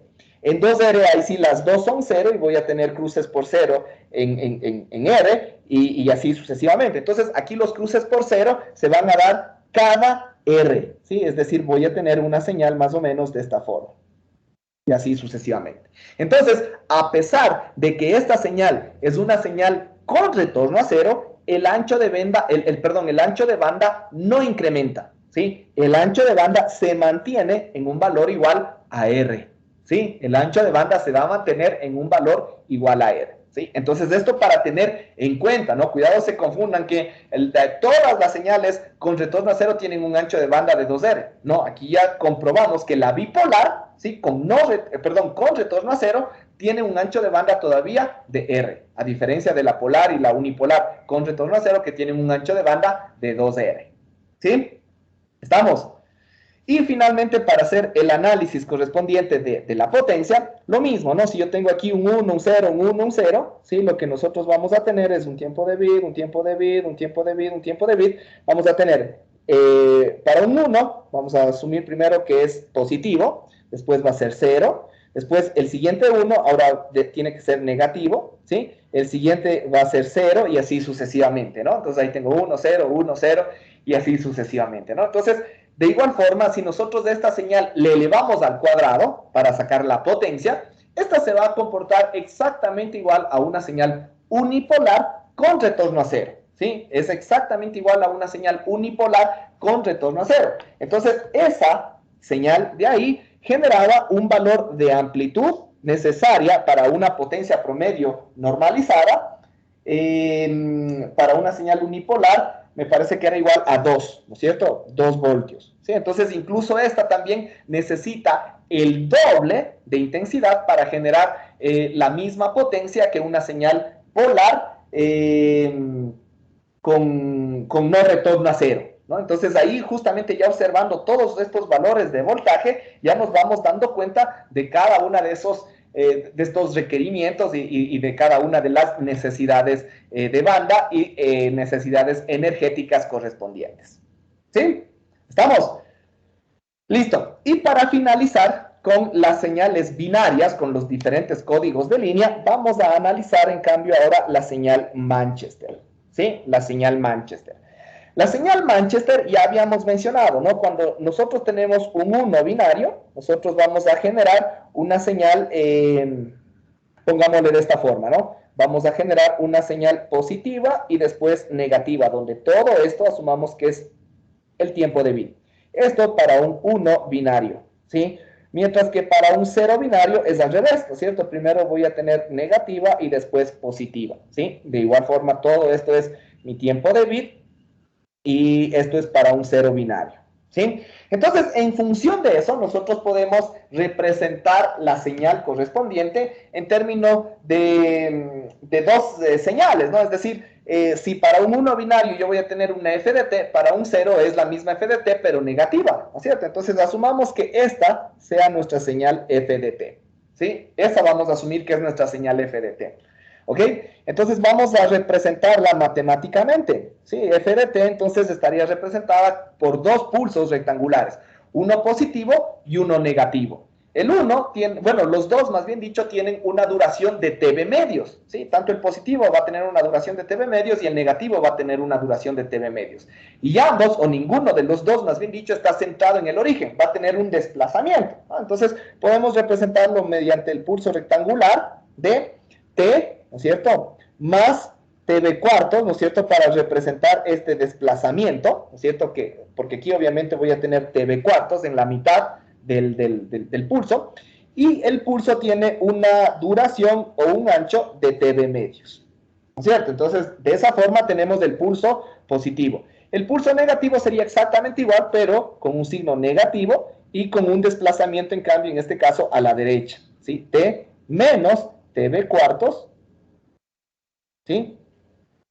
Perdón, TB cuartos dividido para TB medios, con el ancho de TB medios, ¿sí? Ahí tenemos esta función generadora, ¿sí? Lo importante aquí en este caso es obtener el espectro, ¿no es cierto? Porque en función de eso obtenemos la densidad espectral de potencia, ¿sí? Entonces, acá para que nos avance, vamos a poner que la transformada de Fourier va a ser ¿qué? Bueno, ya sabemos que un pulso rectangular, la transformada es una función SA, ¿no es cierto? ¿Sí? Con un ancho, con una amplitud del ancho, ¿no? Del pulso, en este caso sería TB medios, por la función SA de pi por F por TB medios, ¿sí? Esa es la transformada de Fourier, eso es de ley, ¿no es cierto? Así es, el pulso rectangular esté sentado o esté desplazado, ¿sí? Solamente que cuando se desplaza, ese desplazamiento por propiedades de las transformadas de Fourier, como ya sabemos, se lo representa con una exponencial, ¿sí? En este caso, la exponencial dependerá justamente del desplazamiento, entonces será E a la J omega 2, o sea, en vez de omega se puede poner 2pi por F, ¿no? Pero le podemos poner omega simplemente por el tiempo de desplazamiento, en este caso TB cuartos, ¿sí? Y en el otro caso igual, ¿no es cierto? Sería lo mismo, menos, en este caso, TB medios por la función SA de pi por F por TB medios, ¿sí? Y en este caso el desplazamiento es hacia el otro lado, por lo tanto el exponencial será negativa, a la J omega TB cuartos. Es lo mismo, ¿no? ¿Sí? Esa es la función o la transformada de Fourier de nuestra función generadora, ¿sí? Aquí nosotros podemos sacar factor común tranquilamente, ¿no? Porque la función SA, el TB medios, es el mismo en los dos términos y las exponenciales se nos quedarían aparte. Entonces la transformada de Fourier va a ser igual a ¿qué? A TB medios por la función SA de pi por F por TB medios, ¿no es cierto? Y que multiplica a la diferencia de exponenciales, en este caso e a la j omega TB cuartos menos e a la menos j omega TB cuartos, ¿sí? De igual forma, ¿no? Como hicimos antes, si este 2 yo le quito de acá afuera y le pongo aquí adentro de las exponenciales, estas también me representan, en función de la identidad de Euler, me representan, nos representa básicamente el seno, ¿no? El seno del argumento, ¿no? Entonces vamos a seguirle desarrollando. El f de f, entonces va a ser igual a ¿qué? A t sub b por la función SA, ¿no es cierto? De pi por f por tb medios, ¿ya? Y esto por el seno, ¿no es cierto? En este caso, por el seno, reemplacémosle el omega, pongámosle 2pi por f por t sub b, el 2 con el 4 se elimina, y vamos a tener pi por f por t sub b sobre 2, ¿no es cierto? ¿Sí? Eso es lo que nosotros tendríamos en este caso en particular, ¿no es cierto? Pi por f por tb medios, ¿sí? Reemplazándole el omega por 2pi por f, ¿no? Esa es la función o es la transformada de Fourier, en este caso, ¿no? Esta es la transformada de Fourier de nuestra función generadora. ¿Qué es lo que nos falta? Obviamente nos falta el análisis estadístico en función de la autocorrelación de datos, ¿sí? Ahora, ¿cómo hacemos esta autocorrelación de datos? Porque aquí no tenemos valores específicos, ¿no? Antes teníamos o 0, o más A, o menos A, etc. Aquí, en cambio, para un 1 binario, yo tengo una parte tengo A, una parte tengo A, y la otra tengo menos A, ¿no es cierto? Acá, en cambio, tengo primero menos A, y acá tengo A. ¿Cómo hacemos la función de autocorrelación? Exactamente igual, ¿no es cierto? Solamente que ahora tenemos que ver el comportamiento de las señales, del producto de las señales, porque a la final de cuentas yo voy a multiplicar esas señales para determinar esas correspondencias, ¿no? Entonces, hagamos primero la función de autocorrelación cuando k es igual a 0, ¿sí? Es decir, de un dato consigo mismo, ¿no? En otras palabras, aquí igual yo voy a tener dos posibilidades, ¿no es cierto? El 1 con el 1 y el 0 con el 0, ¿sí? ¿Qué es lo que pasa cuando yo tengo la interacción de un 1 binario con un 1 binario, ¿sí? En este caso yo voy a multiplicar esta señal consigo misma, ¿sí? La señal de un 1 binario le voy a multiplicar consigo mismo, ¿ya? Entonces, desde menos t de medios hasta 0, yo tengo A, ¿no es cierto? Cuando le multiplico consigo misma, voy a multiplicar A por A, y voy a tener A al cuadrado, ¿sí? Y desde 0 hasta t de medios, yo tengo menos A. Como le estoy multiplicando consigo misma, voy a multiplicar menos A por menos A, va a ser A al cuadrado. Es decir, el producto de esta señal consigo misma me va a dar una constante, ¿sí? Una constante que va a ser igual a al cuadrado, ¿sí o no? Entonces, aquí un valor correspondiente me va a dar A al cuadrado, cuando tengo un 1 binario, ¿sí? Más, cuando tenga un 0 binario, en cambio, voy a multiplicar esta señal consigo misma, ¿no es cierto? Igual lo mismo, ¿no? Menos A por menos A me va a dar A al cuadrado en ese intervalo de tiempo, y A por A me va a dar A cuadrado en ese otro intervalo de tiempo. También me va a dar una constante con un valor de A al cuadrado, ¿sí? Entonces, aquí también voy a tener A al cuadrado, ¿sí?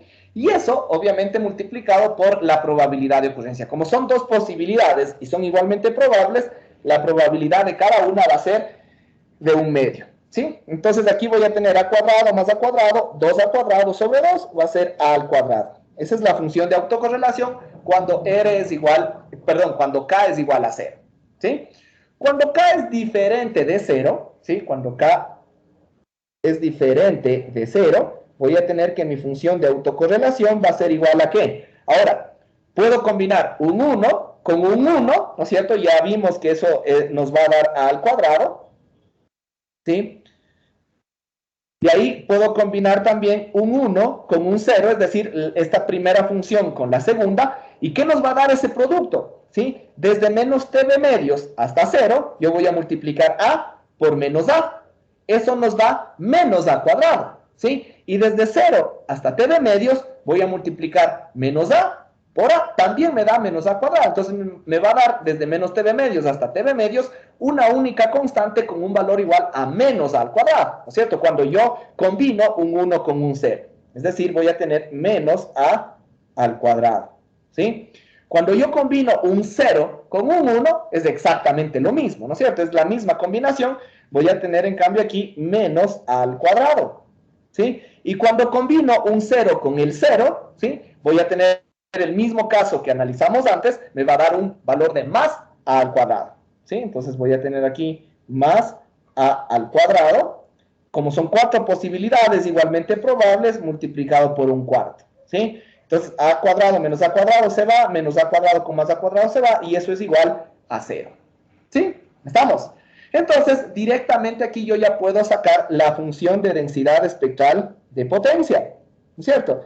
¿Por qué? Porque la función de autocorrelación de todita la sumatoria, se me va a reducir únicamente a un a cuadrado. Y nada más, ¿sí? Solamente es del a cuadrado. Entonces, del a cuadrado le voy a multiplicar por la función f de f elevado al cuadrado dividido para tb, ¿no es cierto? Entonces voy a tener a al cuadrado que multiplica a ese t sub b al cuadrado sobre t sub b, me va a dar solamente t sub b, por la función sa al cuadrado de pi por f por t sub b, y que multiplica también pi por f por t sub b sobre 2, sería aquí, ¿no es cierto? Pi por f por t sub b sobre 2, ¿sí? Y también que multiplica al seno al cuadrado de pi por f por t sub b sobre 2, ¿sí? Le voy a poner acá para que, porque no me avanza, seno al cuadrado de pi por f por t sub b sobre 2, ¿sí? Entonces, toda esta función es la densidad espectral de potencia. Todita esta función, ¿sí? ¿Estamos?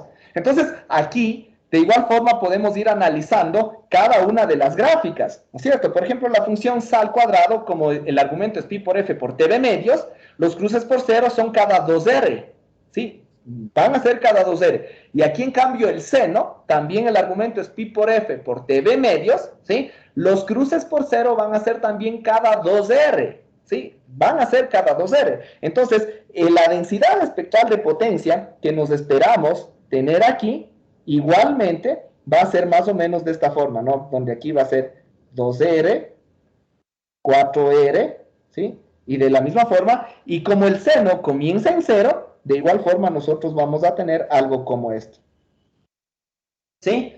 Va a ser algo similar a la de la bipolar, pero aquí sí la Manchester va a tener un ancho de banda de 2R, ¿sí? El ancho de banda de la Manchester va a ser igual a 2R, ¿sí? ¿Estamos claros? Esa, en esencia, sería el comportamiento correspondiente del espectro de esta señal Manchester, ¿no? Igual aquí no se pierde la sincronización de los bits. ¿Qué más? Tampoco necesitamos un canal acoplado, ¿sí? ADC, ¿sí? Entonces, porque no necesitamos componentes con frecuencias iguales a 0. El inconveniente es que se necesita un ancho de banda del doble prácticamente. Y esas serían las consideraciones, ¿no? Y finalmente lo que tenemos es el análisis de la potencia, ¿no? Entonces es el mismo análisis que hicimos antes. En este caso vamos a asumir una señal, ¿sí? Periódica, ¿sí? Que más o menos tiene un comportamiento como este, ¿no? Entonces aquí tendría para un 1, yo voy a tener esto, para un 0, un 1 sería, un tiempo de bit, un tiempo de bit, un tiempo de bit, un tiempo de bit. Un 1 me va a representar positivo, negativo. Un 0 me representa negativo, positivo. Un 1 me representa positivo, negativo, negativo, positivo, y así sucesivamente, ¿no? Entonces, igual sigue siendo una señal periódica, ¿no? Entonces, aquí lo que me interesaría sería el análisis solamente desde 0 hasta 2TB, ¿no? Este es mi periodo T sub 0, ¿sí? De igual forma, hagámosle así nada más el análisis para no escribir toda la ecuación. Yo tendría que hacer la integral de esta señal al cuadrado, ¿sí? Pero como esta señal oscila entre A y menos A, ¿no es cierto?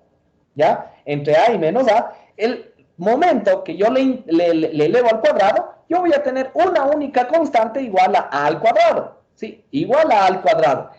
Eso, de ahí, es similar a la señal que se tenía, o al mismo comportamiento que se tenía en la señal polar con no retorno a cero, ¿sí? En la señal polar con no retorno a cero. Y la señal polar con no retorno a cero, esa me generaba un valor necesario de A igual a 1 voltio, ¿sí? Un valor de A igual a 1 voltio. Entonces, esto de aquí me representa que la Manchester tiene el mismo consumo energético de una señal polar con no retorno a cero, ¿no? Es decir, la que mejor consumía, la más eficiente en términos energéticos. ¿Cuál es el inconveniente de la Manchester? Que necesita de ley un ancho de banda superior, ¿sí? Necesita de ley un ancho de banda más grande, ¿sí? ¿Estamos? Listo, no sé si de pronto hay alguna otra pregunta antes de avanzar ya, ahora sí, al análisis de lo mismo que hicimos ahorita, pero en señales multinivel. ¿Alguna pregunta, tal vez alguna duda que se les quedó ahí un poquito no tan claro? Creo que hemos ido tratando de avanzar lo más claro posible, lo más lento, para que ustedes puedan ir entendiendo de la mejor forma. Creo que sí, ¿no es cierto? O por ahí de pronto no hay alguna cosa que se les quedó un poquito inconcluso o no tan claro, tal vez. ¿No? ¿Nadie? Perfecto. Listo. Entonces, ahora, para finalizar la clase de hoy, vamos a analizar, en cambio, el comportamiento espectral, ¿sí?, de las señales polares, ¿sí? Perdón, de las señales multinivel, ¿sí? Cuando nosotros hablamos de una señal multinivel, nos vamos a enfatizar de que serán directamente señales con no retorno a cero, ¿sí? Son señales multinivel con no retorno a cero, pero estas señales pueden ser tanto polares como unipolares. Pueden ser cualquiera de las dos, ¿sí? Nos vamos a centrar inicialmente, o nos vamos a centrar por el momento, en las señales multinivel polares con no retorno a cero, ¿sí? Ya vamos a dejarlo eso para que ustedes analicen cuál sería el comportamiento de una señal unipolar, ¿sí?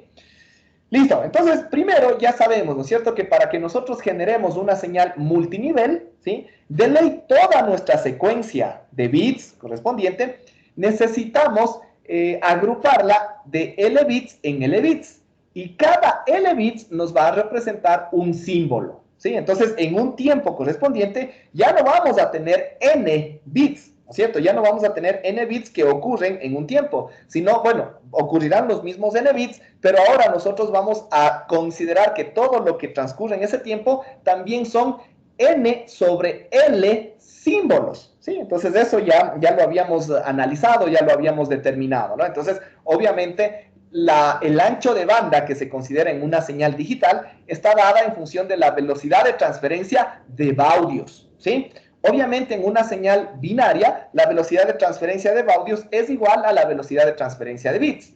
Pero ya en una señal multinivel, sabemos que la velocidad de transferencia de baudios es igual a la velocidad de transferencia de bits sobre L, ¿sí? Donde L es el número de bits que nosotros vamos a ir agrupando, ¿no?, para generar cada uno de los símbolos, ¿sí?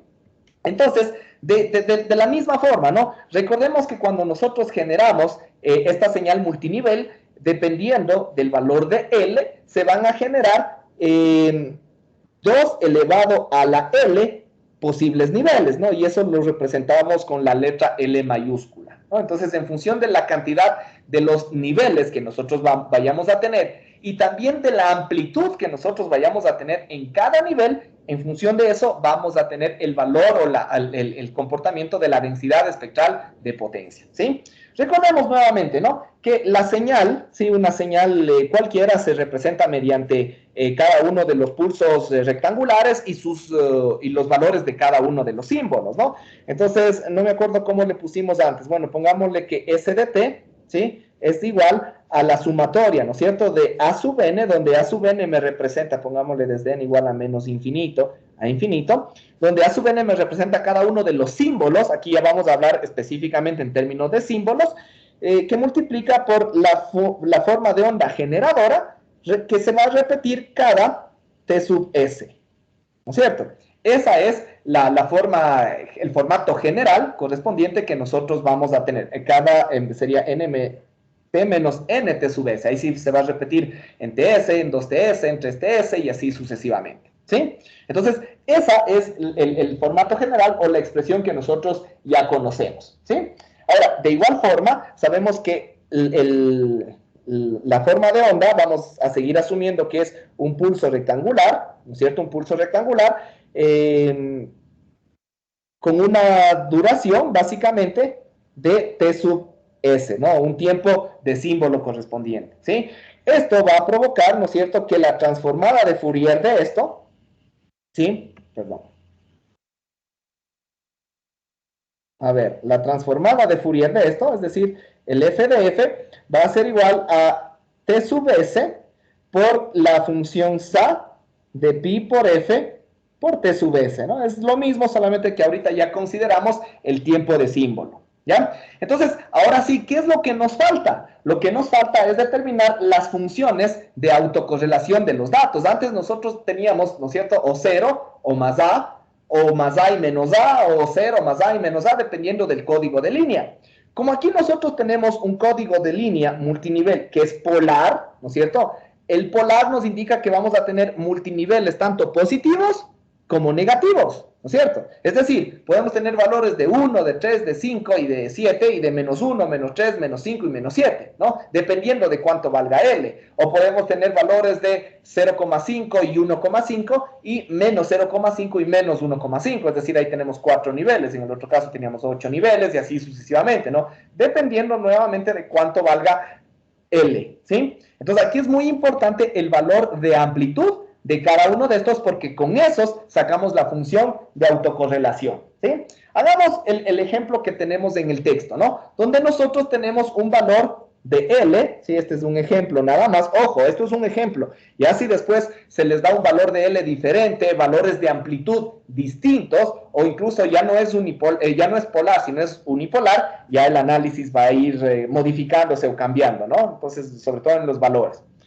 Para este caso, asumamos que L es igual a 3, ¿sí? Por lo tanto, L va a ser igual a 8, ¿sí?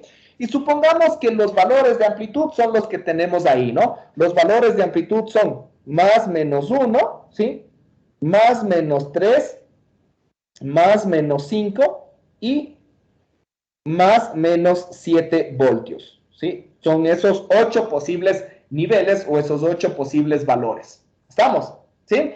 Entonces, esos son ya valores constantes, ya valores reales que nosotros podemos utilizar. En el caso de la binaria, ¿se acuerdan? No les dimos todavía valores a pesar de que podíamos haberle dado, ¿no? Es decir, podemos hacer el cálculo para un valor, ya para sacar la densidad espectral de potencia de una señal, de un código de línea binario, si A, por ejemplo, vale 3 voltios, o A vale 5, o A vale 1, etcétera, ¿no? Solamente es cuestión de reemplazar A, ¿sí? Y ahí ya tendríamos ya una función más específica, ¿sí? Igual incluso en función de R, de la función de transferencia, ya se puede graficar, por ejemplo, se me ocurre en MATLAB, ¿no es cierto? Y ahí podemos ir diferenciando y observando cada uno de estos códigos de línea. Aquí lo mismo, ¿no? Si es que ya tuviéramos la velocidad de transferencia de baudios y ya tenemos, como en este caso, las amplitudes, ya podemos establecer una función de densidad espectral de potencia específica, ¿sí? Entonces vamos a trabajar con estos valores, ¿ya? Primero vamos a trabajar con las para sacar la función de autocorrelación cuando K es igual a 0. Lo mismo, ¿no? Es decir, cuando analizamos cada término consigo mismo, ¿sí? en la binaria teníamos dos posibles términos y por eso analizábamos lo que ocurría entre un 0 binario con un 0 binario y un 1 binario con un 1 binario. Habían dos únicas posibilidades. Pero aquí tenemos 8 posibles símbolos, ¿sí? Y si analizamos cada término consigo mismo, vamos a tener 8 posibilidades, ¿no es cierto? Es decir, el 1, perdón, sería el menos 1 con el menos 1, el 1 con el 1, el 3 con el 3, el menos 3 con el menos 3, el 5 y así sucesivamente. Cada una de estas posibilidades, ¿no? Entonces, en otras palabras, sería el menos 1 elevado al cuadrado, ¿sí? Más 1 elevado al cuadrado, bueno, aquí pongámosle así, ¿no es cierto? Más menos 3 elevado al cuadrado, más 3 elevado al cuadrado, más menos 5 elevado al cuadrado,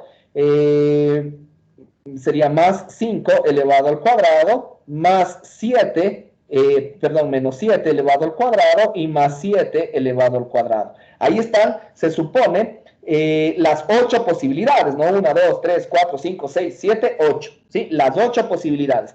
Y eso, obviamente, asumiendo que todas son igualmente probables, ¿sí? Vamos a tener dividido para 8 por un octavo, ¿sí? Entonces, ¿a cuánto nos da esta función de autocorrelación? ¿Sí? Menos 1 por menos 1 es 1 al cuadrado. 1 por 1, 1 al cuadrado. 1 más 1 es 2. Lo mismo, ¿no? 3 por 3, 9, más 9 sería 18. 5 por 5, 25, más 25 sería 50. 7 por 7, 49, más 49 sería 98, ¿no? Entonces tendríamos que sumar todos estos. 98 más 50 más 18 y más 2. ¿Cuánto nos da eso? ¿Quién me dice para ir analizando paso por paso? ¿Cuánto les da toda esta sumatoria? A ver, sería 1 más 1, 2 más... 168. A ver, ¿cuánto me repites, perdón? 168. Ya, 168 dividido para 8. ¿Y esta división cuánto nos da? 21. Correcto, ¿no? Entonces, aquí nos da este valor de autocorrelación. Ya nos da el valor directo, ¿no? Ya nos va a dar un valor directo, específico, correspondiente a estos valores de amplitud. Obviamente, si los valores de amplitud cambiasen, ¿no es cierto? Ya pusiéramos 0,5, 1,5, 2,5 y 3,5, ¿no? Ahí los valores seguramente van a cambiar, ¿no? Entonces, eso ya va a depender de las amplitudes específicas de cada ejercicio, ¿sí? Eso para este caso. Ahora, para cuando K es diferente de 0, uy, aquí imagínense, ¿no? ¿Cuántas combinaciones debemos realizar? Porque debemos realizar el 1 con el 1, el 1 con el menos 1, el 1 con el 3, el 1 con el menos 3, el 1 con el 5, el 1 con el menos 5, el 1 con el 7 y el 1 con el menos 7. Y después lo mismo con el menos 1, ¿no? El menos 1 con el menos 1, el menos 1 con el más 1. Y así todas las posibles combinaciones. Entonces son bastantes, ¿no es cierto? Pero si nosotros analizamos en términos generales, ¿no es cierto? Cuando yo multiplique el 1 con el 3, me va a dar más 3, ¿no es cierto? Si yo multiplico el menos 1 con el menos 3, también me va a dar más 3, ¿no es cierto? Voy a tener ahí más 3, más 6.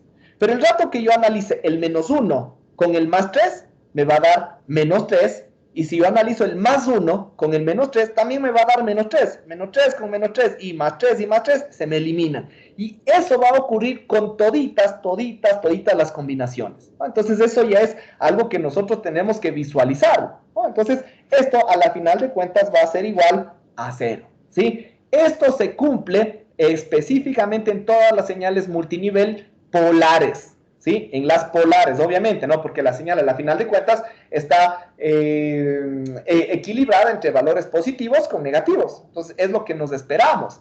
Pero en una señal unipolar, ahí sí ya no, ¿no es cierto? Porque ahí yo puedo tener 0, 1, 2 y 3, por ejemplo. Y ahí sí tengo que hacer la combinación. El 0 con el 1, el 0 con el 2, el 0 con el 3. Después, el 1 con el 0, el 1 con el 1, el 1 con el 2, el 1 con el 3, y así sucesivamente. Entonces, ahí sí solamente voy a tener valores positivos, ahí no se me va a anular uno con otro. Entonces, ahí sí yo voy a tener un valor de autocorrelación para acá diferente de 0, ¿sí? Y ese valor correspondiente se tiene que analizar o se tendría que calcular. ¿Estamos? Bueno, En este caso, ya que tenemos este único valor de autocorrelación, ya podemos sacar la densidad espectral de potencia, ¿no es cierto?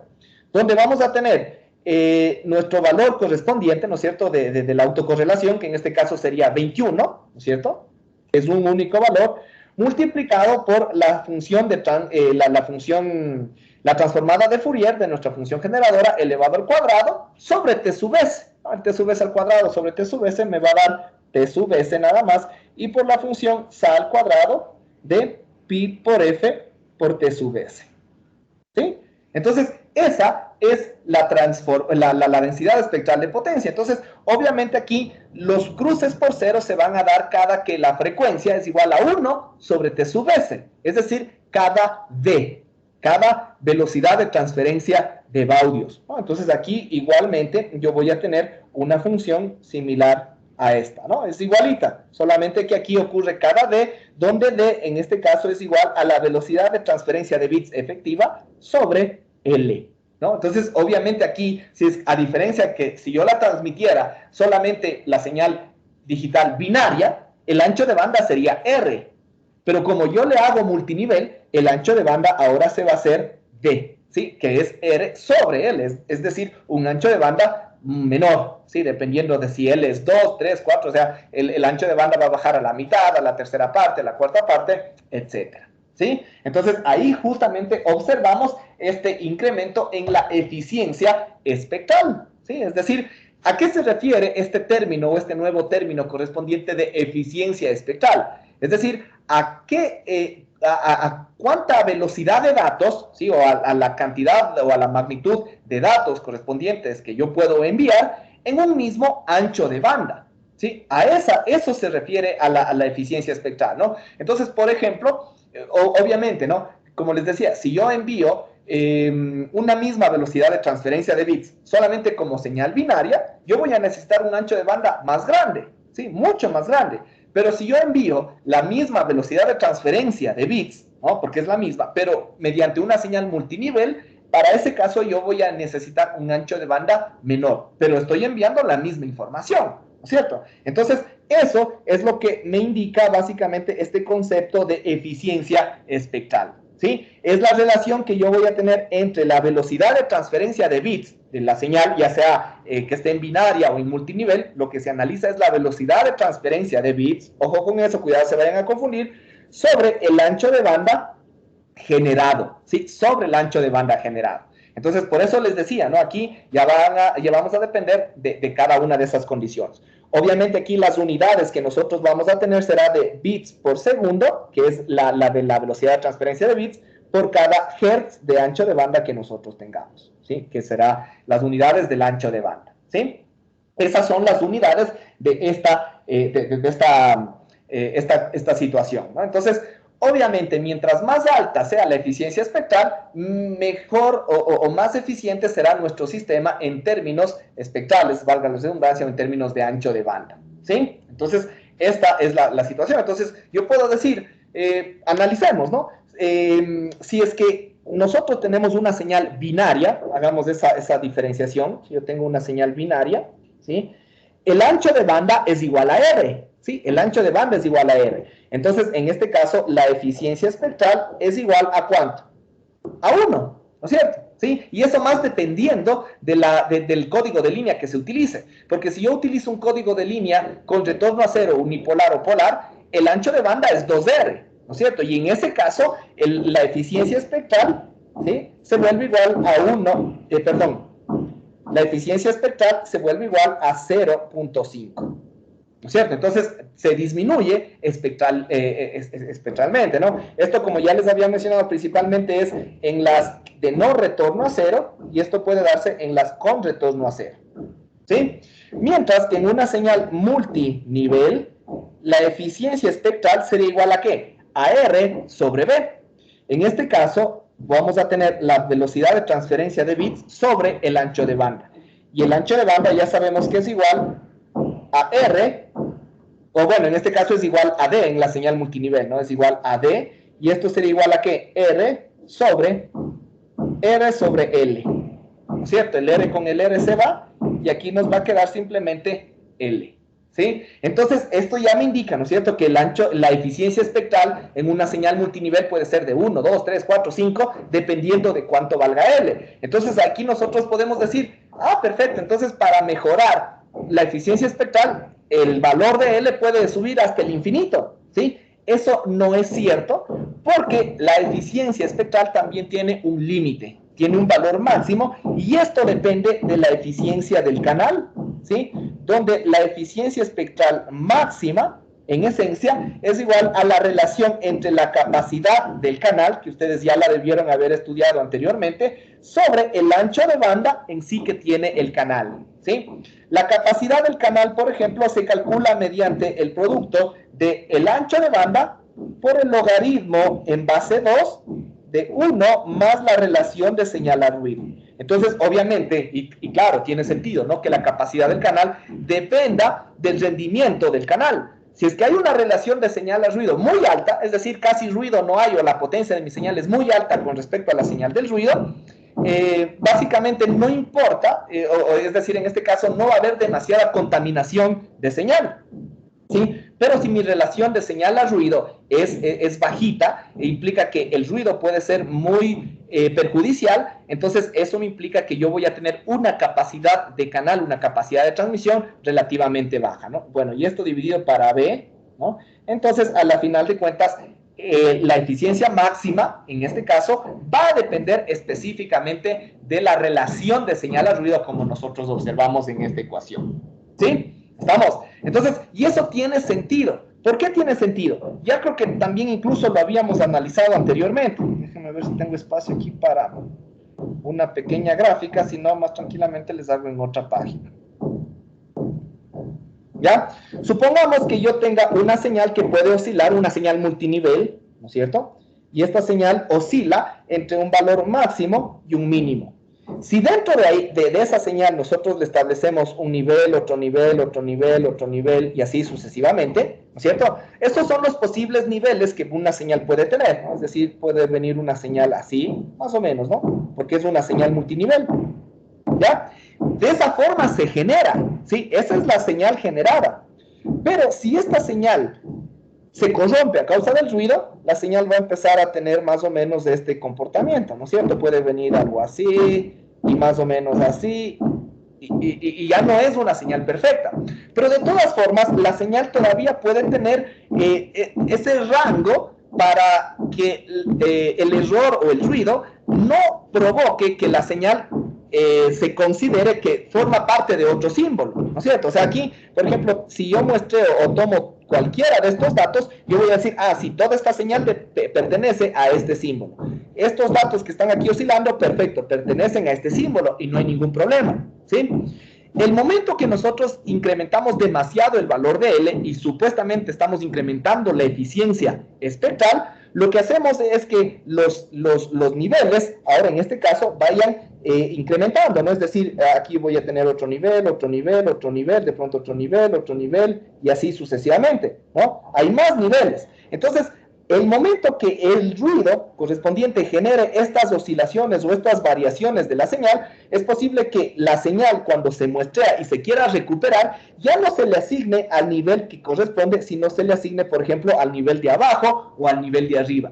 Y eso automáticamente provoca errores en los bits, ¿sí? Entonces, obviamente, aquí eso es lo que me da el límite, ¿no? ¿Qué tanto va a provocar las oscilaciones o qué tanto se inserta el ruido en mi señal para que posiblemente pueda provocar esos cambios de señal? Porque imagínense, si es que no existiera ruido, si el ruido fuera nulo, ¿sí? La señal se transmitiera siempre tal cual es, ¿sí? Siempre tal cual es. Y a mí entonces en ese caso, no, incluso ahí sí, en esas condiciones yo puedo el valor de L incrementar hasta el infinito, ¿no? Porque a la final de cuentas no me interesa aquí cuántos niveles vaya a haber, ¿sí? Porque no va a haber ruido que provoquen esa distorsión o ese desplazamiento de los valores de amplitud hacia arriba o hacia abajo, ¿no es cierto? Eso es en el caso de que no exista ruido.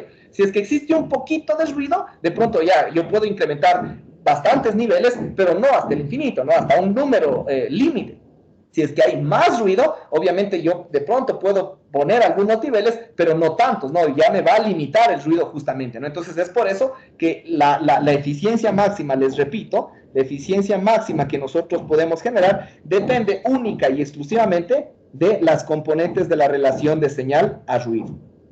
¿Sí?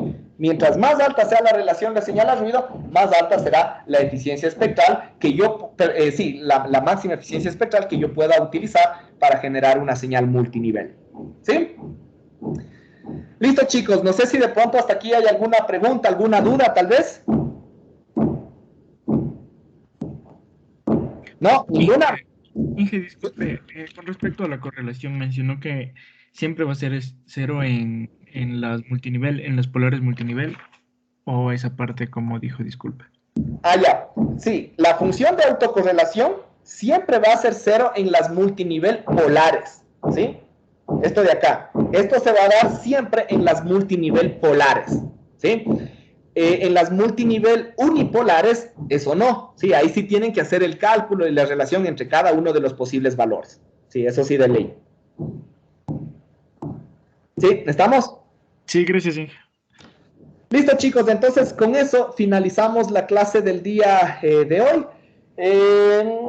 Déjenme ver, con todo quedaránse atentos al aula virtual, ¿sí? Ya voy a ver si de pronto les envío alguna tarea o algún taller de pronto. Si no, de pronto eso ya podríamos dejarle para los siguientes temas o las siguientes clases, ¿sí? Listo, chicos, muchísimas gracias. Con eso finalizamos la clase del día de hoy. Que pasen un buen resto del día. Hasta luego. Hasta luego, Inge, gracias. Hasta luego, Inge, gracias. Gracias, Inge.